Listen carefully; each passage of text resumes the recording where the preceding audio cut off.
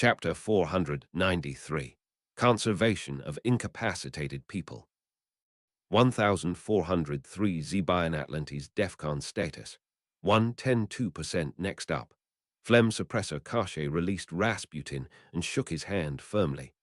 Thank you for bringing me back, so hopefully I'll be able to finish what I started last time. I take it Atlantis is giving you trouble. Who are you, if I may ask?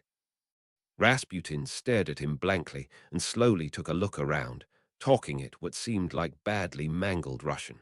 It didn't long for Kache to realize that he was looking for someone who knew Latin. This fellow didn't speak either proper Russian or Latin. What kind of an ignoramus was he? Eventually, one of the men raised his hand and offered to serve as an interpreter. Rasputin replied through him, "My name is Grigory Rasputin, and I'm your gatekeeper. I'm one of the leaders of a sect of wizards and muggles dedicated to the Black God, Chernobog." Kosh grunted. That answered one question. The Black God cult still existed half a century or so after his apparent demise. Now would they still be willing to support him in his quest for Atlantis reform? He wondered if Zerind was still running the show over there. A tendency to attack people prematurely fit Zerind's personality very well. He turned back to Rasputin. Why are they attacking my island? Are they scared I'm going to cause another pandemic? Had they done what I had requested, I wouldn't have had to create the enhanced bubonic plague in the first place. Rasputin nodded. I think so, my lord.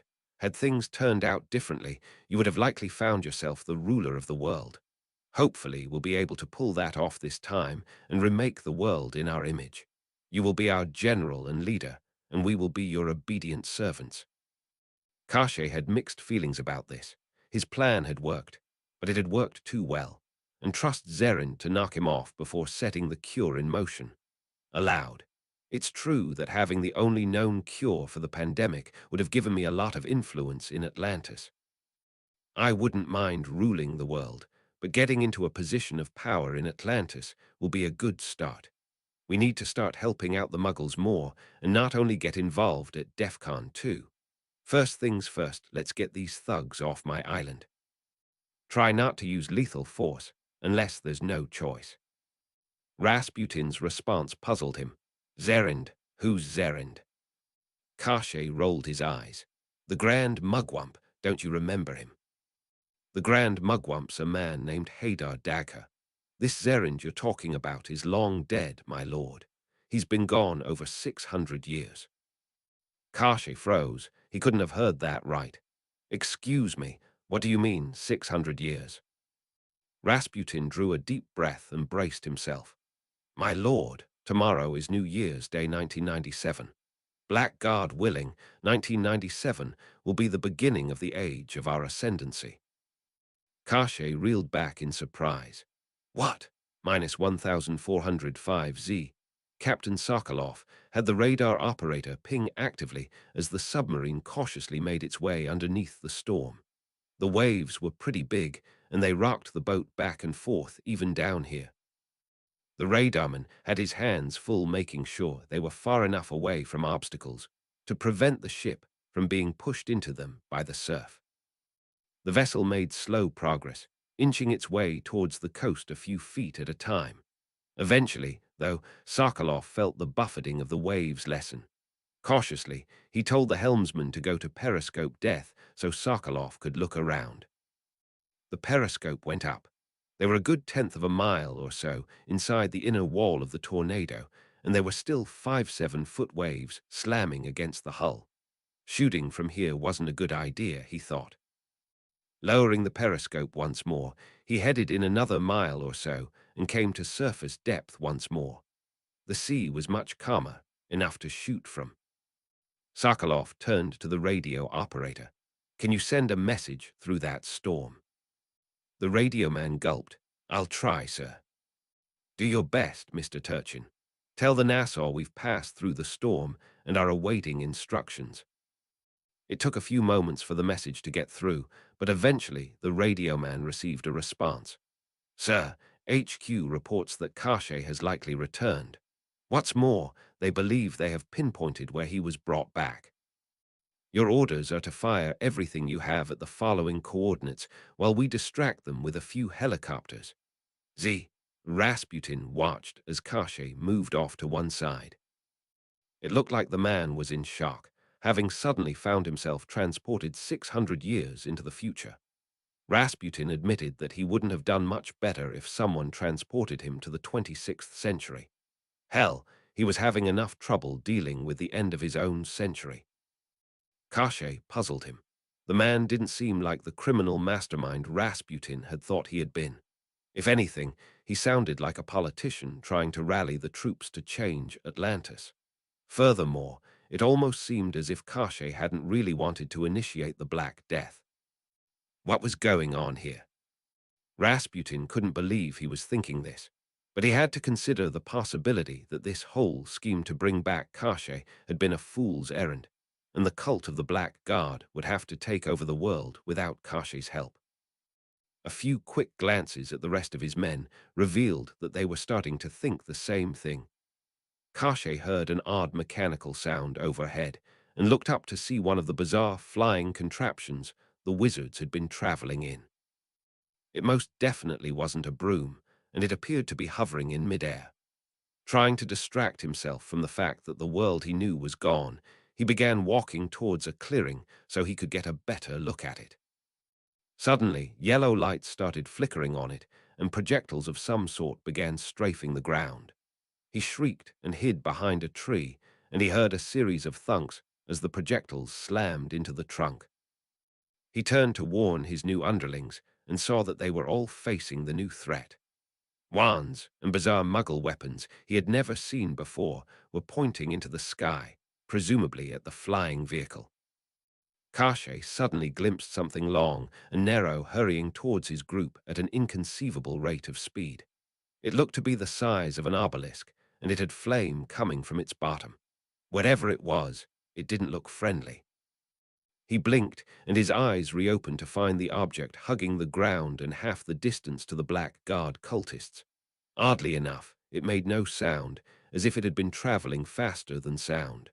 But that was impossible, wasn't it? His new allies were facing away from it, completely oblivious to the danger.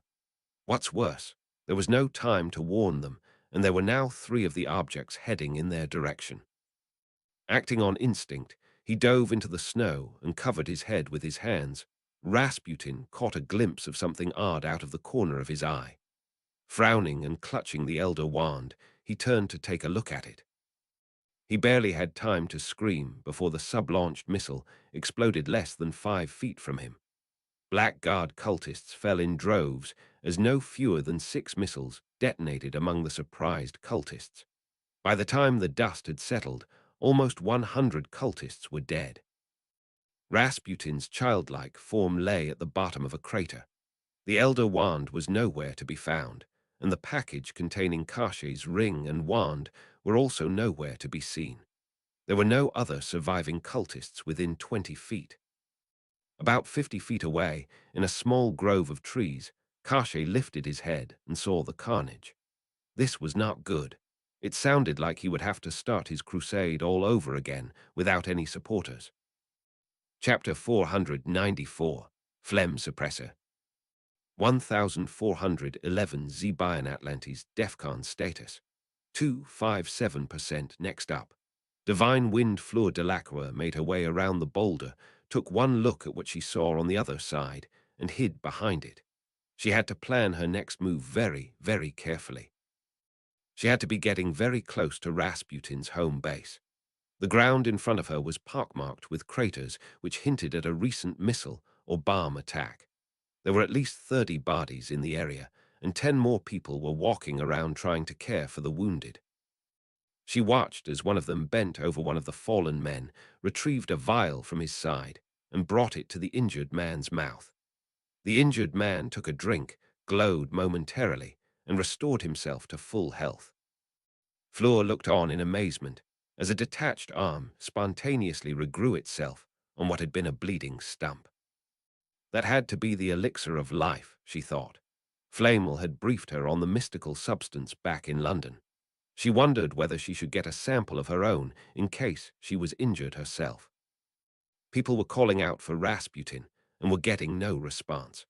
They had no idea that Rasputin had in fact managed to survive in child form, but his feeble voice was being drowned out by the screams of the injured. In all fairness, however, the cultists had been doing the right thing in focusing on the injured subordinates first, as they didn't have Horcruxes to fall back on if they died before they were healed. One of the healers seemed to be getting a lot of attention from the rest of the crew, and some were even bowing to him respectfully. Fleur didn't recognize the elaborately dressed, silver-haired man. Probably Rasputin's second-in-command, she thought. It certainly wasn't Rasputin himself. She decided that she would try to charm him in case Rasputin had been killed. One of the newly healed people suddenly accosted the silver-haired man, who appeared to be using methods which did not involve the elixir of life. Very interesting, she thought. The patient spoke in Latin and shook the silver-haired man urgently. "My lord, it's dangerous out here. We need to get you away from the targeted areas. Get back into the forest where no one can see you." The healer rounded on him angrily. "Sir, I am a healer. I swore an oath to make sure everyone got treatment. This included putting myself in danger to help people. Now let me help people. Considering what I did before, at least I can atone for my past transgressions and do that." The patient gaped at him, but one of the other cultists barked something at the newly healed man. The patient turned to him, and the second cultist shook his head and waved his hand dismissively. Fleur frowned. What did that mean? Were there internal struggles in the Black Guard camp? How close were they to restoring Kashi? Did some people not accept this healer as the second-in-command? Fleur began pondering how to get to this new officer when someone shouted, "Incoming!" Fleur looked up and saw a group of missiles emerge, blast their way through the tornado wall, and make their way towards the Black Guard camp. She had been amazed that the weapons had made their way through the storm in one piece. Or had they? Several of the missiles were corkscrewing out of control, and Fleur saw that one of the errant missiles had a tail fin with a hole in it. Cultists dove for cover as the missiles came in. Fleur jumped back behind the boulder and covered her head with her hands as titanic blasts went off behind her. The rock, a good 20 feet across, even moved a few feet from the force of the blasts. She opened her eyes just in time to see one of the missiles hit the ground, no less than 10 feet in front of her. There was a brief flash of yellow light, and that was that. Kashi dove back into the trees as soon as he saw the flying obelisks heading in his direction. Considering what happened last time, he didn't want to be anywhere in the area when they hit the ground, and he had to stay around long enough to heal any more wounded men. Envisioning the old Roman fort in his head, he tried to apparate over to a safe place. Nothing happened. What the hell? Kashi didn't have time to think about why the apparition had failed. The forest around him was soon decimated by explosions, and the next thing he knew, he was lying on his back with his ears ringing and an ache in his side. Casting a quick healing spell on himself, he came to his feet with his borrowed wand in his hand. He had to destroy whatever those things were before they attacked these men again. Where was his Atlantis ring? The sky was clear once again. Drawing a deep breath, he turned once again to the Black Guard cultists' camp. Once again, about half of the cultists were down. This time, however, most of them wouldn't be getting up because they had already used their healing potions. Kashi's thoughts went to the healing potion. There was something familiar about it, something he couldn't place. Then it occurred to him, the smell. He knew that smell. His old lab in Kiev came to mind, and he forcibly ejected it from his thoughts so he could focus on the issue at hand. The obelisks had targeted a wider area this time. Although most of them had gone after the same area the first group had attacked, several had gone awry. One had impacted the hill about 10 feet or so behind a boulder and had triggered a small avalanche which had thankfully been blocked by the rock. 2 more had fallen behind him. He still weren't entirely sure why they were attacking his island. Was it because these Black Guard cultists were up to something? It was a distinct possibility. Although he wasn't against using the cultists, he would have preferred different underlings. Well, he'd take what he could.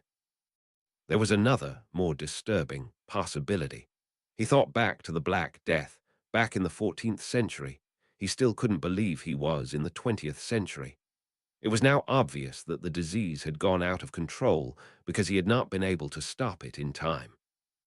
Considering that it had started spreading among the Muggles, which had not been his intent, he couldn't imagine what the final death tally would have been. A few thousand, 10,000, perhaps even 100,000. If that was the case, he could have gone down in history as one of the worst villains of the 14th century, considering that people had come back to Bouillon to try to revive him. He shuddered. It made all too much sense. They wanted him out of the way before he could kill more people. The thought knocked him to his knees as strongly as the obelisk had. A healer gone down in history as a killer. He briefly considered using Avada Kedavra on himself, but these fools would probably just bring him back. Besides, that would just be chickening out. He decided that he would atone for his sins, the best he could, by spreading his knowledge of healing throughout the world during his crusade to reform Atlantis. He would continue to do what he could to reform Atlantis. However, he swore a solemn oath in the name of all the gods he knew of. He would never again try to attract Atlantis's attention by starting a pandemic and trying to stop it. 250 feet below the surface of Bouillon, a needle in an ornate egg trembled slightly as its owner experienced a pang of regret. The Horcrux remained intact, however. 1,413 Zatlantes. Kash's decision did not go unnoticed. Back on Atlantis, Endukaku raced out of the prophecy department and nearly ran over the flunky talking to Dagger. "Sir, you're not going to believe this." Dagger turned to him. "Let me guess. You've hit 15% now because Kashe has taken control of the entire Black Guard cult. We don't seem to be making much progress." Endukaku shook his head. "We're at 5.7% now. It's dropped from 10.2%. Dagger's jaw dropped. "What?" Endukaku shoved a parchment in the Grand Mugwump's face. "Take a look. The only explanation I can think of would be that someone either incapacitated Kashi again or destroyed his Horcrux." Dagger frowned. "I didn't think we were getting anywhere with him. Yes, we're pummeling Rasputin's men with those missiles, but they've got lots of the elixir of life to play with. We'll probably have to hit them a lot more to exhaust their supply." Endukaku shrugged. "Be that as it may, this is the only explanation I can think of for such a steep drop." Dagger nodded and thought for a moment. "All right, here's what we'll do. The 1st Division is being briefed on Bouillon as we speak, right?" "I believe so, sir." "Good. Tell half of them to return to Iraq and maintain order. They'll operate under Drackle. The rest of them will go to Bouillon and take orders from Karkaroff. If Kashe is out of the picture, or at least hampered in some way, we can take advantage of it. In the meantime, let's go back down to DEFCON 2. "Yes, sir." Flamel told the SAS scouts to start checking out the far side of the mountain. They were going to look for the Horcrux in that area next. However, they need to be sure that there weren't enemy troops there before sending the rest of the team over. The SAS team saluted and headed off. Flamel turned back to Hermione and rest of his group and opened his mouth to report what he had done. Hermione's Atlantis bubble turned transparent. Inside it, Hermione's eyes widened and she pointed at him. "Sir, your bubble is now clear. Does that mean what I think it does?" Flamel froze for a moment. Finally, he managed to compose himself. "DEFCON 2. How long were we at DEFCON 1? 15 minutes. What the hell is going on here?" "Did they get Kashi?" "That's the only thing I can think of, Hermione. We'll find out momentarily, I suppose. However, the fight isn't over as we've still got a lot of Black Guard cultists to get rid of. Besides, what good is getting rid of Kashi if we haven't found the Horcrux? They'll just bring him back. Unless I'm badly mistaken, we'll go back up to DEFCON 1 as soon as someone gets around to bringing Kashi back. minus 1,417 Z. Zyganov saw the towering pillar of smoke rising over the site of the brilliant white light 17 minutes earlier. It didn't take a grand mugwump to realize what was going on. He gathered his group of reinforcements. It looks like Rasputin, Karshe, and my wife are in danger. Come with me. We're going to help. Vovchankaya shook her head. We're supposed to stay here, aren't we? Zyganov glared at her. We've already killed all of the Marines inside the tornado, and no one else can get in. We're just wasting our time here. Besides, if Karshe is destroyed permanently, this is all for naught. Now let's move. Minus 1,420 Z Ministry of Magic Madrid, Spain. Minister of Magic Rodrigo Calderon glared at Ernesto Dippet angrily. Forget it, Don Ernesto. I'm not touching him with a 3-meter pole. Ernesto blinked. Sir, I know exactly why you want us to ally with Karshe. You've heard the reports he has a philosopher's stone, and you want someone to give you a toy back now that Flamel destroyed his. The answer is no. Go away and stop bothering me. Oh, and be advised that I'm going to be sending some people after you. If you do try to do anything in support of Karshe, you can kiss both yourself and your mother goodbye. Chapter 495, Divine Wind. 1,425, Zebian Atlantis DEFCON status. 258% next up. Nobody wants me. United States Air Force pilot Mark Yashimoto had simmed into his fighter jet in Constanta as soon as the call had come in. His task was to fly over to Buyan, make his way above the tornado, and fly just low enough to be able to see how well the missiles from the submarine and aircraft had decimated the enemy forces. With luck, both Karshe and Rasputin would be dead, or at least incapacitated. Yashimoto came from a long line of fighter pilots. His paternal grandfather had given everything for the cause, flying a kamikaze mission against an American cruiser in the waning days of the Second World War. His father had served in Vietnam and had gained lots of experience shooting up Viet Cong. Now it was his turn to continue the tradition. He was hoping he wouldn't have to engage the wizards. Several helicopter crews had been lost to multicolored beams, along with a few fighter jets. Yashimoto's mission was probably one of the most dangerous ones he'd engaged in so far. Since it was a reconnaissance mission, he'd have to fly below the clouds so he could see the target area, or at least in the fringes of the cloud. He had to admit that he would have to give the terrorist who had attacked the Omega Institute credit for that idea. Hiding in the clouds until the last minute, he took a deep breath and slowly descended to the point where he could see the Black Guard camp. The area had been absolutely devastated, with bodies lying everywhere. Here and there, a few people squirmed, obviously in pain. There were a few people still walking around dazedly, and one man in a particularly garish robe was bending over one of the bodies. As far as he could tell, the operation had been a resounding success. It looked like a good 50% of the wizards had been killed, and most of the rest of them had been injured. The explosions had been so intense that they had actually triggered a small avalanche on the northeastern face of the mountain. He caught sight of what appeared to be a small child writhing in the center of one of the craters. This had to be either Karshe or Rasputin. At this distance, however, he wasn't able to tell who, and he wasn't crazy enough to try to take a closer look. He was in the middle of reporting his observations back to home base when the world suddenly turned yellow. His fingers jerked back as electrical shocks danced over the consoles, and he looked out the window to see some of the surviving wizards pointing wands at him. Damn, he thought. They had seen him through the fringes of the cloud. Either that, or they had heard him coming in. Rubbing his fingers, he soon realized that he was in an even worse predicament. The engines had conked out completely, and he could barely steer. The enemy spell had turned his fighter jet into one of the world's most expensive gliders. The aircraft was losing altitude quickly, and at only 1,000 feet or so above the ground, he had no way to get back to base. Yashimoto acted on instinct, reaching for the handle for the ejection seat. However, something occurred to him. He was of Japanese descent, and he had been shot down.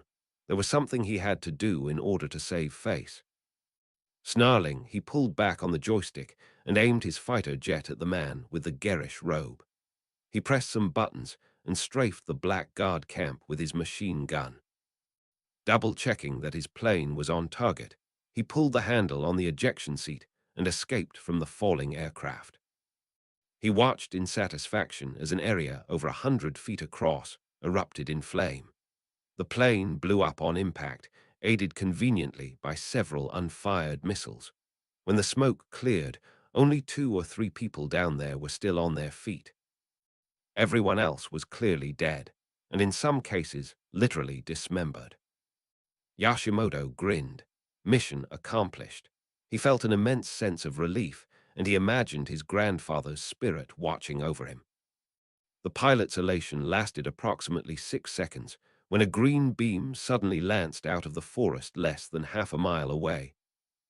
Zyganov recognized the kamikaze tactic immediately, and he screamed at everyone to hit the deck as the plane crashed into the ground. Virtually the entire area went up in flames, and huge pieces of debris slammed into trees near him. He had a very bad feeling about this, and he fervently prayed that his wife had come out of this all right. Vovchankaya, meanwhile, entertained herself by shooting the pilot out of the sky. Apparently the man had ejected before crashing his jet. The pilot was a sitting duck out there, as he was hanging from a big parachute and not moving very fast. Zyganov bared his teeth. If those men had killed his wife, they would pay for it.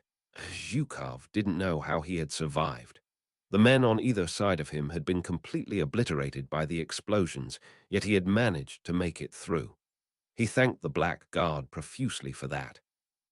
However, he wasn't out of the woods yet. A branch had been sent flying into his knee, breaking it and knocking him to the ground.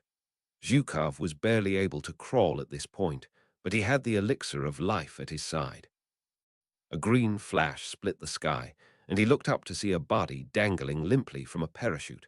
For the time being, he was more or less safe. He reached into his utility belt, brought out his vial of elixir, and downed it in one gulp. Within seconds, the pain had diminished, and his leg was whole again.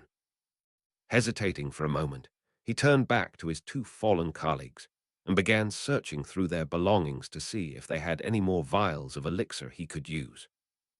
He didn't see any elixir on them. They must have either used it or the vials had blown away. However, he saw something odd lying in the snow. Curious, he bent down and touched it. It didn't shock him. Wands tended to do that, so he picked it up. The object was a small finger ring in the form of a great serpent. He suddenly realized what he was looking at, Lord Kashay's Atlantis ring. He remembered seeing Rasputin drop the ring along with Kashay's wand when Kashay had hugged him. Zhukov grinned. Might as well try, he thought. He stuck the ring on his finger, half expecting that he'd get blown up. Nothing happened. Oh well, he thought. Gun at the ready, he started towards the center of the explosion. Although Kasha himself was useless in the struggle at this point, Rasputin certainly wasn't. He tried to remember where Rasputin's body, or at least child form, was. If he could get his hands on another vial of elixir, he would be able to revive Rasputin and continue the fight for the Black Guard. He eventually did manage to stumble across 2 more sealed vials, one for himself and one for Rasputin. Pocketing both of them, he gingerly made his way through the bomb craters looking for Rasputin. He saw Kashay's child form first. The silver hair was an immediate giveaway. Next to the child was an ornate wand, presumably Kashay's, half buried in the rubble. He couldn't touch the wand, of course, and ignored it. Kashay promptly started beseeching him to heal him with the potion. Zhukov didn't bother, and he kept on looking. Eventually, he found Rasputin's child form in the center of another crater. Rasputin realized what he was trying to do immediately and opened his mouth. Zhukov poured in the elixir, and the forest glowed once more. When the glow dissipated, the mad monk was standing before him. Rasputin breathed a sigh of relief. "Thank you so much, Victor. I owe you one." Zhukov nodded graciously. It was my pleasure, Lord Rasputin. Rasputin began looking around. Looks like we're in trouble. I hope Zyganov came to his senses and started the reinforcements over here when he saw those missiles attack us. Zhukov shrugged. Don't know, my lord. I haven't been looking out for them. Keep an eye out for them if you can. Now for two important questions. Where is the Elder Wand and where is Karshe? Zhukov shook his head. I wasn't paying attention to what the Elder Wand looked like. All the wands look the same to us Muggles. And as far as Karshe went, I saw his child form a couple of craters away. Rasputin gritted his teeth. I'd have preferred the Elder Wand, but if we can't find it, so be it. Help me look around for another body, preferably an intact one. I need to steal someone's wand and revive Karshe. Zhukov stared at him. Revive Karshe? Why? He's just going to get in the way. Rasputin shook his head. He's got an Atlantis ring, which means if we play our cards right, we can have him defend us. Furthermore, he appears to be an expert healer as well, so if all else fails, we could have him heal us if we get injured. We want him back, Zhukov. He won't be any use after the fight, but he can come in handy during it. Zhukov showed Rasputin the ring. I've found the ring, my lord. It doesn't do anything. Rasputin rolled his eyes. That's because it's tied to him, not you. He's the only person it will work for. And for it to work, the ring has to be on his finger. This in turn means he has to be alive. The mad monk looked around his crater and caught sight of a body which had fallen in. Stripping it of its vial of elixir, he explained his plan to Zhukov. Here's what we do. I revive Karshe and you point your gun at him. That should attract his attention, hell. He probably doesn't know what a gun is. Meanwhile, I Imperius him to do everything we tell him to do. The Imperius will last maybe 15 minutes or so. We then jam the ring on his finger so the bubble comes up. Hell, we could conceivably force him to put the dome back up for us.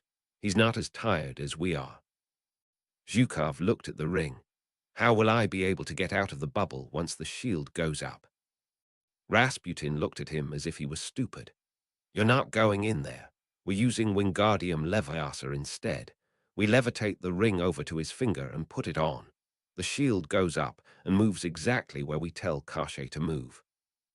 We can use him as a mobile shield, battering ram, which can heal people from time to time. How long will this mind control work? 15 minutes. Zhukov stared at him. 15 minutes? That's not very long. Rasputin grinned. In a pitched battle, 15 minutes is forever. Now let's get going. Cover me and keep an eye out for reinforcements on either side. Igor Karkaroff pointed furiously at the tornado. I know you want to attack Rasputin and Karshe. I do as well. Unfortunately, they've got that damn tornado in the way, and we can't get through it. All we can do is try to fly over it, and if we do, we get shot down. One of the 1st Division members, newly come to Buyan, grunted. Why can't you terminate the spell? Karkaroff stared into the sky. I can't. It was created using the Elder Wand, and the Elder Wand is the only thing that can destroy it in the hands of its master. Where's the Elder Wand? Karkaroff looked at him helplessly. Inside the tornado. The recruit winced. Oops. Tell me about it. In the meantime, I want you guys to start taking out enemy troops on the eastern side of the island. I get the impression that most of them are in the west at this point, but there could be a few stragglers here or there. Do you think you can do that? The recruit nodded. Yes, sir. Chapter 496. Nobody wants me. 1432 Zebian Atlantis DEFCON status. 258% next up. It's a trap. The Elder Wand was confused. The last person to have wielded it had been its master, and that man had rightfully earned its allegiance by disarming its prior owner. This man, Rasputin by name, had worked great wonders with it and had deserved its powers, at least given what the wand had known at the time. That was, of course, until he had been disarmed in turn. The wand could not tell if Rasputin had been killed. The magical energies it was reacting to were inconclusive on that regard.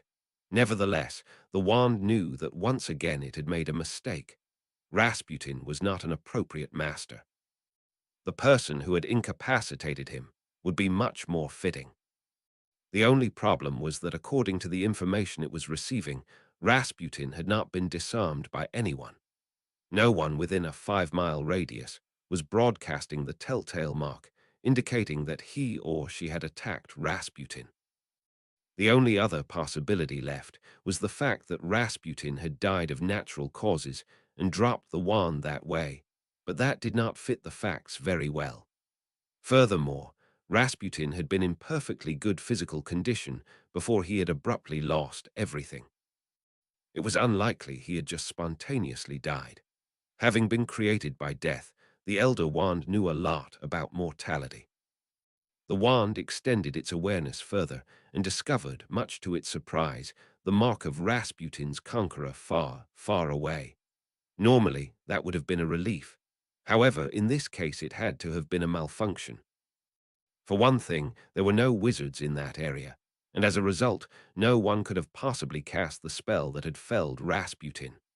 Second, the signal was being broadcast from a location a good 100 feet beneath the surface of the Black Sea. The only way to explain an underwater source would have been use by a merperson, yet there were no merpeople within a 50 miles.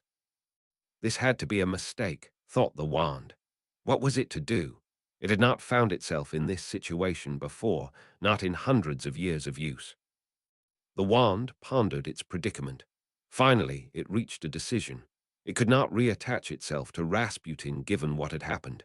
However, it could not associate itself with anyone else since no one else had earned it. This meant, at least for the time being, that it had no master. Normally, in situations like this, potential suitors fought over the wand.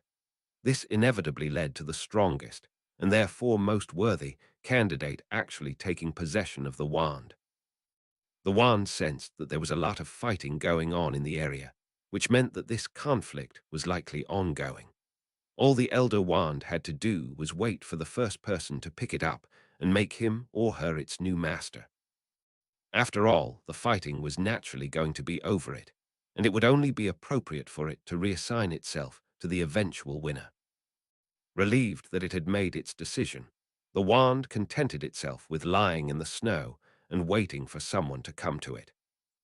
Granted, there was a Horcrux-supported spirit at its side, but what use was such a spirit if it had no functional hands and was already half dead?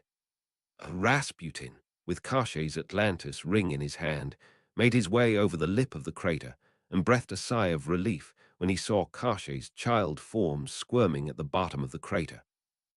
Gesturing desperately, he showed Kashay the ring and a vial of elixir. Kashay got the point immediately and opened his mouth.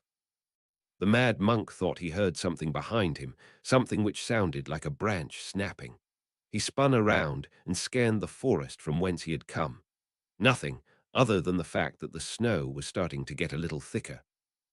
There were a few footprints here and there, but there was no way to tell which were old and which were new. Hoping he wouldn't break his neck, he slid down into the crater and nearly impaled himself on a wand which, amazingly, had survived the explosion intact. He examined it briefly, and his eyes widened when he realized that it was the Elder Wand. Trust the Elder Wand to survive a plane crash. Would the Elder Wand still acknowledge him as its master? He hadn't died, and no one had disarmed him, unless that bomb blast counted as a disarmament. Hoping against hope that the wand still liked him, he picked it up. A wave of recognition flooded from the wand, and Rasputin nodded. The Elder Wand still accepted him as his master. The SAS agent had originally come into the area to scout it out for Flamel, Hermione, and the rest of their unit. Hidden under an invisibility cloak formerly owned by Harry Potter and given to Nicholas Flamel, he had taken the opportunity to track Rasputin and see what he had been doing. If Rasputin was around here, the agent mused Kashay probably was as well. The agent accidentally stepped on a branch, and he froze. Rasputin stared at him and looked right through him. Shaking his head, the mad monk slid down into the crater as the agent came a little closer. What was in there? The agent grinned in satisfaction and brought out his gun. There was a childlike shape in the bottom of the crater, which meant that it was either Kosh or Rasputin, and the agent knew it wasn't Rasputin. Rasputin had a vial of the elixir in his hand. Clearly, he was planning to revive Kosh. The sass man wanted to see the look on the Rasputin's face when the newly revived Kosh found a bullet in his head after Rasputin had used up his elixir. He whispered orders into his radio, telling people he had a shot at Kosh and could not pass up this target of opportunity. He would rejoin the rest of the unit after this incapacitation attempt. He also radioed in his current position. If the incapacitation attempt failed, there was always the possibility of an airstrike, minus 1,434 Eastern bullion. The 1st Division forces were taking a lot of casualties, more than Karkaroff had been anticipating. It wasn't easy to storm a fortified island filled with trees perfect for guerrilla warfare. Nevertheless, they were definitely making progress picking off the Blackguard cultists stranded outside the tornado. Karkaroff watched as a Muggle attached to his unit let loose with a flamethrower, causing 5 people to scream and fall to the ground. One of them, a wizard, managed to bear the agony long enough to cast a spell which would douse the flames. The other 4 weren't as lucky. The Durmstrang headmaster pointed at him.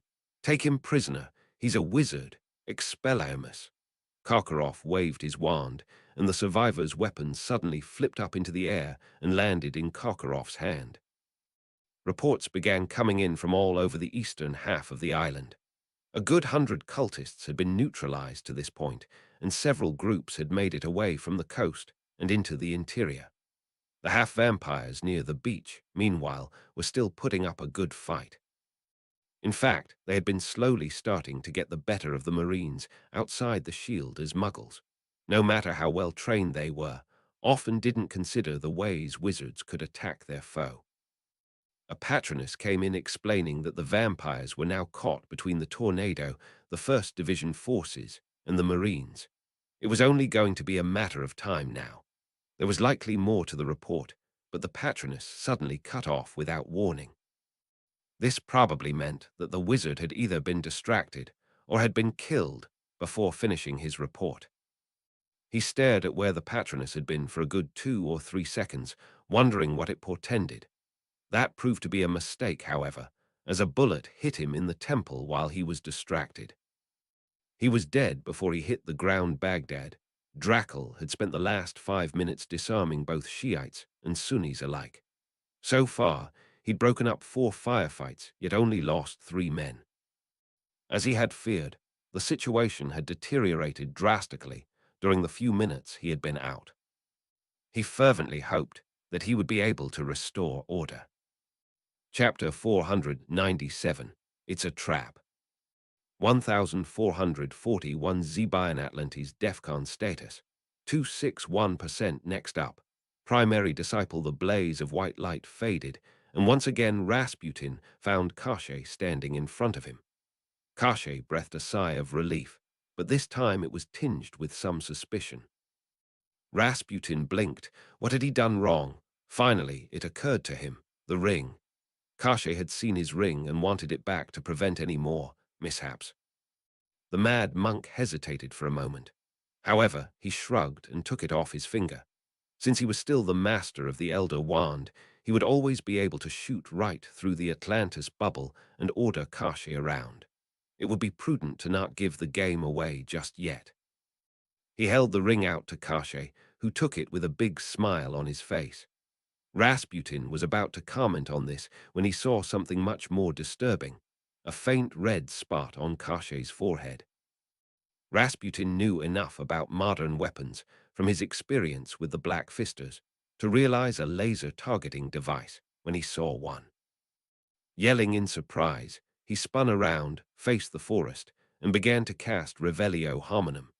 There was a brief popping sound, accompanied almost simultaneously by a brief hum as Kosh's Atlantis bubble activated. Less than a second later, There was a flash of blue light as the bullet bounced off the Atlantis bubble and landed in the snow. The spell revealed two large groups of people converging on the area. One was coming from the northwest, where the elixir cave was. He suspected that those were the Atlantis forces who had knocked out the guards at the cave. The second group seemed to be coming from the south, roughly where Zyganov and his men would have been coming from. He estimated 300 people in the southern group, 100 people coming from the cave, and about 5-10 snipers and sharpshooters in the area, including one nearby who likely had a gun pointed at Kashe, and almost certainly was in the process of aiming it at Rasputin himself. With most of his guards dead and Kashe more or less useless, Rasputin needed reinforcements in a hurry. Figuring that there was no need for stealth anymore, he shouted at the top of his lungs, "Zyganov, Vovchankaya, get over here." That done, he turned to face the invisible SAS man and began fighting him. The SAS agent watched in horror as a translucent bubble appeared around Kashe and deflected the bullet. Jesus Christ, he thought. Kashe had an Atlantis ring. He was using Atlantis's own power against it. How had he gotten the ring? Had he stolen it? Had Rasputin given him one? He had no idea. What he did know, however, was that he had to send word in a hurry. He'd do so as soon as he took out Rasputin. Thank God Kashe wouldn't be able to shoot out of that bubble. Or would he? Regaining his composure, the agent turned the gun on Rasputin as the mad monk shouted arcane words. A brief chill washed over him, which he thought was a bad sign. Just to be sure, he dove behind a tree, making sure the invisibility cloak stayed on. The dive proved to be a lifesaver, as a green beam zoomed right past where his head had been.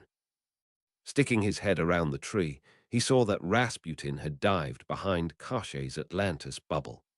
Kashe seemed very confused, and he seemed to be trying to figure out where the bullet had come from. The agent watched as the infamous wizard put his hand in his pocket and began waving his hands frantically. It looked as if he was trying to get everyone to stop fighting, but that was obviously a ruse. He was naturally trying to cast something nasty. Kashe had no idea what had hit the shield, and he didn't really want to know. He had enough trouble as it was, seeing that he had to make an important decision. He had seen Rasputin's child form earlier, which implied that Rasputin had a Horcrux and was likely a dark wizard. Kashe doubted that Rasputin had created the Horcrux out of self-defense, as Kashe himself had. Allying with a bunch of weird cultists was one thing. Allying with a dark wizard, however, was something else entirely. It was true that he owed his revival to Rasputin, he couldn't deny that. However, was it ethically appropriate to join a group of dark wizards? It suddenly occurred to him that Rasputin probably wanted to ally with him because he was under the assumption that Kashe himself was a kindred spirit, a dark wizard who liked to kill hundreds of thousands of people. Well, he was going to dissuade Rasputin of that. This might be a good time to feign allegiance to Rasputin, help him enough to satisfy his revival debt, and then turn him in. There wasn't much he could do now, however, now that the Atlantis bubble was on his finger. All he could do was try to get everyone to stop fighting, and wait. It took a lot of maneuvering and hiding, but he eventually managed to strip the SAS agent of his invisibility cloak and take him down. However, the noise had attracted other people's attention. More of the SAS agents nearby opened fire, and Rasputin jumped under the cloak to hide himself. He didn't know how well the Elder Wand would work against 6 people at the same time. Where were his reinforcements? And what the hell was Kashe doing, just standing there trying to stop the fighting? Zyganov heard shouts in the distance, followed by gunshots. Gunshots meant almost certainly that enemy troops were closing in on Rasputin and Kashe, and they needed to be dealt with. Shouting at the top of his lungs to distract the enemy, he immediately ordered his men to start fighting Rasputin's attackers. Flamel and Hermione led the group of Horcrux hunters around the side of the mountain. The report from the SAS operatives had come in, and they had said that the coast was more or less clear. Only 3 or 4 people were there, and the agents would be able to take them out. Thankfully, Rasputin himself had been among the group. One of the agents had stayed behind, claiming that he might have a shot at Kashe himself. At first, everything was peaceful. However, there were signs of a struggle. The ground was littered with dead bodies, and Hermione gasped as she saw corpses of people she recognized from Dumbledore's army. Most of the Dumbledore's army victims were clustered near the remains of what appeared to have been one of the Lavs. Hermione nearly retched, and Moody barked an order at her. "Stay sharp, Hermione. We need your bubble up there. Keep on guarding the rest of our men. We don't know what surprises Rasputin has planned." They made their way forward, and Hermione hoped that the SAS agent had taken out Kashe. She thought she had heard a gunshot, but she wasn't sure. Seconds later, a single voice burst out in Russian. She didn't know much Russian, but she did recognize two words, Zyganov and Vovchenkaya. Flamel swore and told everyone that Rasputin had noticed them and was calling for reinforcements. Everyone brought their wands out as gunfire erupted around them. One of the SAS agents, the cute one, went down with a green beam in his chest. Hermione's face paled a little, and to distract herself, she turned back to the source of the initial shout. All she saw was an elaborately dressed man in an Atlantis bubble. Seconds later, another shout burst out some distance to their south, and more spells began whizzing through the trees. Flamel grunted and hurried over to the man with the bubble. "This is odd. How did one of our guys get over here? Let's see if he'll explain what's going on." Hermione nodded, and Moody started questioning the man. The man shook his head furiously and pointed hurriedly over their heads. He responded in Latin, and his response was surprising. "Behind you. I'll explain later." He had barely got the words out when Hermione suddenly screamed and pointed behind Flamel. "Dr. Flamel, look." Flamel spun, and his jaw dropped when he saw hundreds of people coming out of the trees. There were a few SAS men among them, which seemed odd at first. However, that surprise was nothing compared to what they felt when the SAS men started shooting at them. Moody swore, "Shit, they've been Imperiused, which means these are Rasputin's men. We're in trouble. Hermione, take point." Hermione squeaked, "Me." Moody glared at her. "Hermione, do it. We'll need everything we've got." Zyganov's eyes widened in surprise as he saw the enemy forces come into view. It was a damn good thing he had defied orders and come to help when he did. Had he stayed behind, Rasputin would have been overrun. As it was, it appeared he had a good 3-1 advantage over the opponents. He looked around for Kashe, then shook his head when he realized that he didn't know what Kashe looked like. What was even more surprising was the fact that Rasputin himself had disappeared. Was he dead? And what was that new fellow with the Atlantis bubble around him doing? He was just standing there, seemingly in shock. A flicker of light suddenly appeared next to him, and Zyganov jerked his wand out. However, Vovchenkaya called him off. "It's Rasputin. He was wearing an invisibility cloak." Rasputin was hyperventilating. "It's good you came, Genya. Here's the story. We brought Kashe back, but he isn't the mastermind we thought he was. That's him in the bubble. It looks like we're going to have to take over the world by ourselves." Zyganov blinked. "What do you mean? Kashe triggered the Black Death?" "That he did. However, he doesn't seem to be as excited about causing mischief and mayhem as he was earlier. Keep him around, however, as we could use his Atlantis bubble as a shield if necessary." Lights erupted everywhere as the enemy forces engaged them. Moving a bit out of the way, Rasputin continued his report. "We outnumber these fellows 3-1, and only 2 of them have Atlantis bubbles, including, oddly enough, a teenage girl. I've got the Elder Wand, so the bubbles aren't going to be a problem." Zyganov grinned. "Let me guess. We get rid of them like we did those Marines earlier." "You got it, Genya. Finishing off these guys should be easy. Don't let them get away, and warn their allies if any are left inside the tornado." Zyganov barked an order at one of the other men in his unit, and the man started casting spells. Sergei here is still pretty much refreshed, and he should be able to cast a shield this immediate area. Rest assured, my lord, none of them will come out of this alive. Moody whistled and turned to Flamel. We're outnumbered, Minister. We need reinforcements, and I don't think we're going to get them with the tornado in the way. Flamel nodded worriedly. I think you're right. I'd recommend a dignified retreat to a more defensible position. This may be our only chance at Karshe and Rasputin, sir. Flamel looked at Rasputin, who had reappeared in the midst of his army. That may be true. However, we can't fight 3 one-ards plus the Elder Wand and Karshe. We need to retreat to a more defensible position. Moody bit his lip, but he slowly nodded. I don't like it, but I think you're right. Let's head up that mountain. It was like herding cats, but eventually Flamel convinced everyone to start heading towards higher ground. The Rasputinites continued their pursuit, and although the higher ground gave Flamel's men a bit of an advantage, it wasn't much, and certainly not enough to. Flamel suddenly walked right into Moody, who was staring at a flickering wall in horror. A shield. They've put a shield. They know what we're trying to do, and they're not letting us escape. Flamel drew a deep breath. And we can't really shoot through the tornado. It would be too imprecise and would likely hit us. This is not good at all. Moody groaned. Well, if we're going to go out, we're going to go out with honor. I'll take every one of these bastards with us. Flamel thought for a moment, then looked down at the enemy forces. Hopefully it won't come to that. There's still one card we still have to play. Oh, really? What's that? Flamel gritted his teeth.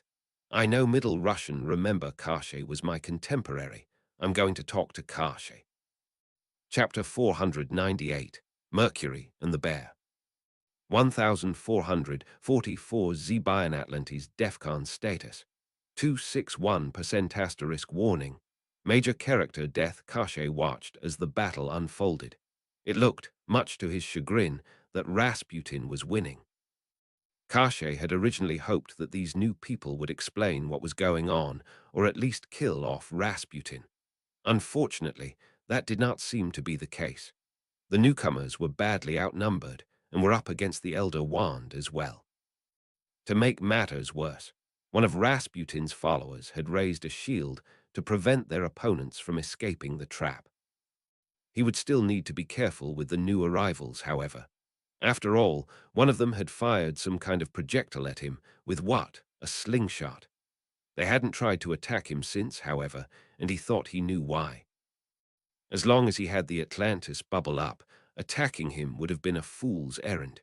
If he lowered the bubble, however, they would probably turn on him. He knew he was going to side with the new arrivals over Rasputin. Rasputin was obviously evil thanks to the Horcrux. These new people were clearly fighting Rasputin, and the enemy of his enemy was his friend. It slowly occurred to them that being on the side of good, they were likely going to try to kill him because they thought he was evil. He needed to convince the newcomers that he wasn't going to hurt them. Once that happened, things would be golden. His mind was still racing, and he turned back to watch the fight. Rasputin's men pounced on their trapped adversaries, mowing them down in droves. The two people with the Atlantis bubbles did what they could to protect everyone else, but they couldn't be everywhere at the same time. One of the men who had been accompanying the girl with the Atlantis ring was proving to be a formidable fighter, casting spells as if there were no tomorrow. This man, Karshe believed his name, was Moody, must have been an aura at one point. But Moody was constrained to one place, just as badly as the people with the bubbles were. Karshe hated to admit it, but it was only a matter of time until the Rasputinites annihilated their opponents or forced them to surrender. Sure enough, the man in the Atlantis bubble reached into his pocket, found a white handkerchief, and began waving it frantically. Time to parley, Karshe thought. Dagher looked at the latest report and grunted. If I'm reading this right, our men are probably on the verge of being wiped out inside the tornado. On the other hand, we've forced the cultists on the eastern half of the island into their last stand. The assistant nodded. Exactly. My suggestion is to tell the Nassau to fire more missiles at the shield protecting the eastern mountain. If the shield goes down, the 1st Division forces should be able to retake that part of the island. Make it so, David.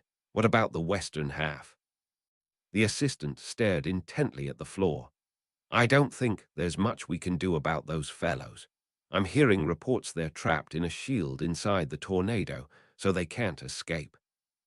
The only thing we would be able to do would be to try shooting missiles through the tornado at the shield, which could conceivably lower the shield. Attacks from above are useless, as we've already found out. The problem with the missile attacks is that the tornado may deflect the missiles, and once the shield goes down, they're as likely to take out our men as they are the enemy, as the two groups are probably all mixed together. Dagger groaned. Rasputin and Karshe are in there, aren't they? Yes, sir. Dagger looked out the window. Damn, if you're correct about the missile attacks, they won't improve the situation at all. I think you're right, David. There may not be much we can do there, unless we overwhelm them with helicopters or destroy the tornado, even though it was created by the Elder Wand. We don't have enough troops to spare at this point, and there's no way I'm going to use a nuke. The assistant's eyes widened. Can you send the 1st Division forces in once they've cleaned up the eastern half of the island? Dagger pursed his lips. You know, that's not a bad idea. If we crush the people on that mountain fast enough, we'll be able to redeploy them via helicopter or broom, for that matter, as brooms are smaller than choppers and harder to hit inside the tornado. Their orders will be to go after the remaining Rasputinites and rescue any survivors from the Horcrux hunting group. David sighed. I don't like it, but I don't think there's anything better. Neither do I, David. Make it so. Yes, sir. Karshe watched as the man in the Atlantis bubble put his wand to his throat to amplify his voice. He doubted Rasputin's men would agree to anything other than unconditional surrender, but it was worth a try. The man in the bubble spoke in a booming voice. Is Professor Karshe here? I would like to speak with Professor Karshe. Karshe's jaw dropped. The man had actually spoken Russian. Rasputin stared at the man in disbelief, then looked at Karshe along with virtually everyone else in the area. The man in the bubble, meanwhile, kept his eyes focused squarely on Rasputin. Drawing a deep breath, Karshe raised his hand. I'm Professor Karshe. Who are you, and who is fighting whom about what here? The man in the bubble gaped at him. You're Karshe. I thought you were one of us. You have an Atlantis ring, and you warned us that those men were closing in on us. Karshe nodded. You may not believe this, but I'm not the monster you think I am. I am actually a trained healer, and I earned my Atlantis ring working on a healing draft called the Healthful Concoction. However, you seem to already know that as you appear to be using it, or something derived from it. I recognize the smell. I'm actually pleased it's still in use after all these years. The teenage girl spoke at this point. He's correct, Dr. Flamel. Karshe was a healer at one point. I read Dr. Flamel. Flamel was staring at Karshe in absolute shock. Slowly, he put his hand to his head. It took him a good 10 seconds for him to continue the conversation. You were part of the Healthful Concoction Committee. Karshe blinked. How the hell had this fellow learned about an obscure committee 600 years earlier? Cautiously. Yes, I was. I was actually secretary of the group, and we did a lot of the work in the lab in Kiev. I'm surprised you're aware of the committee, since from what I gather it disbanded over 600 years ago. Flamel's next remark absolutely floored Karshe. Professor Karshe, your healthful concoction work helped lay the groundwork for the creation of a powerful healing artifact, less than half a century later. Come to think of it, I may have actually cited your group in my paper. It was now Karshe's turn to be amazed. How can that be? You'd have to be 600. Wait a minute, did you actually pull off a philosopher's stone? Flamel looked like he wanted to kick himself. Well, we've since destroyed the stone to keep it out of the hands of people like Rasputin and but apparently they managed to get a specimen, that white potion there. Flamel suddenly slammed his jaws shut, but Karshe understood immediately and completed Flamel's sentence. Is the elixir of life. So that's how I was revived. Apparently it can return incapacitated people to their bodies. Congratulations, you've probably changed the world with that device. I take it people don't age anymore in 1996. The aura named Moody abruptly grunted and said something sharply to Flamel in yet another unintelligible language. He then faced Karshe, barked something at him in Latin. All right, Karshe, what do you want? We're not going to let you kill another 50 to 75 million people. Aye. Karshe's reaction took everyone off guard. He fell to his knees and began sobbing. No, 75 million. What have I done? What have I done? That was never supposed to have happened. Flamel stared at Karshe in amazement and with a hint of suspicion. He glanced at Moody, who was looking hard at the crying Karshe. Moody didn't say anything for a long time. 20 seconds later, however, his eyes widened. Turning to Flamel, he whispered, "You're not going to believe this, but I think he means it. I can read facial expressions pretty well, and this guy looks very distraught." Flamel gasped, "You mean to tell me?" Moody nodded. He didn't mean to cause the Black Death. All these years, he's been seen as a monster, whereas in real life it was probably just an accident. Plagues got out of hand very easily in those days. Flamel grunted, "I know all too well." He paused. "I'm still not sure I don't believe him. If he was a healer, he would have known that biological warfare could get out of hand and wouldn't have done anything to trigger a plague. However, he knows about the Healthful Concoction Committee. No one knows about that. And he certainly seems to be remorseful for what he has done." He turned back to Karshe. "All right, Karshe, explain what exactly happened." Karshe could barely make speak through the tears. "I am a political activist who advocates increased Atlantean intervention in the world's affairs." Flamel whistled. "That actually does sound familiar. I remember people talking about it during the Black Death." "Exactly, Dr. Flamel. I figured I needed to do something that would allow me to demonstrate my leadership ability to Atlantis and score myself some political points. So, when the bubonic plague arrived in my area, I took advantage of my work on the healthful concoction and made it more virulent. I let it loose among the wizards in my area, planning to use the healthful concoction to cure it once it made the news. I was hoping I would be able to heal everyone before it finished them off." He paused and hung his head again. "Unfortunately, I did my work too well. The disease unexpectedly spread to the Muggles, and soon thousands of people were getting sick. I immediately started planning my healing crusade when my idiotic daughter turned on me and betrayed my private island of Bouillon to Atlantis, which turned against me. They invaded, and I was knocked out before I was able to apply the cure. The net result was a plague which got completely out of control." Karshe began sobbing once more. "I am a healer, not a killer. I never intended to cause the Black Death. You must believe me. I'll swear under the Veritas potion. Think about it, if I were a killer, why did I not attack you after Rasputin revived me?"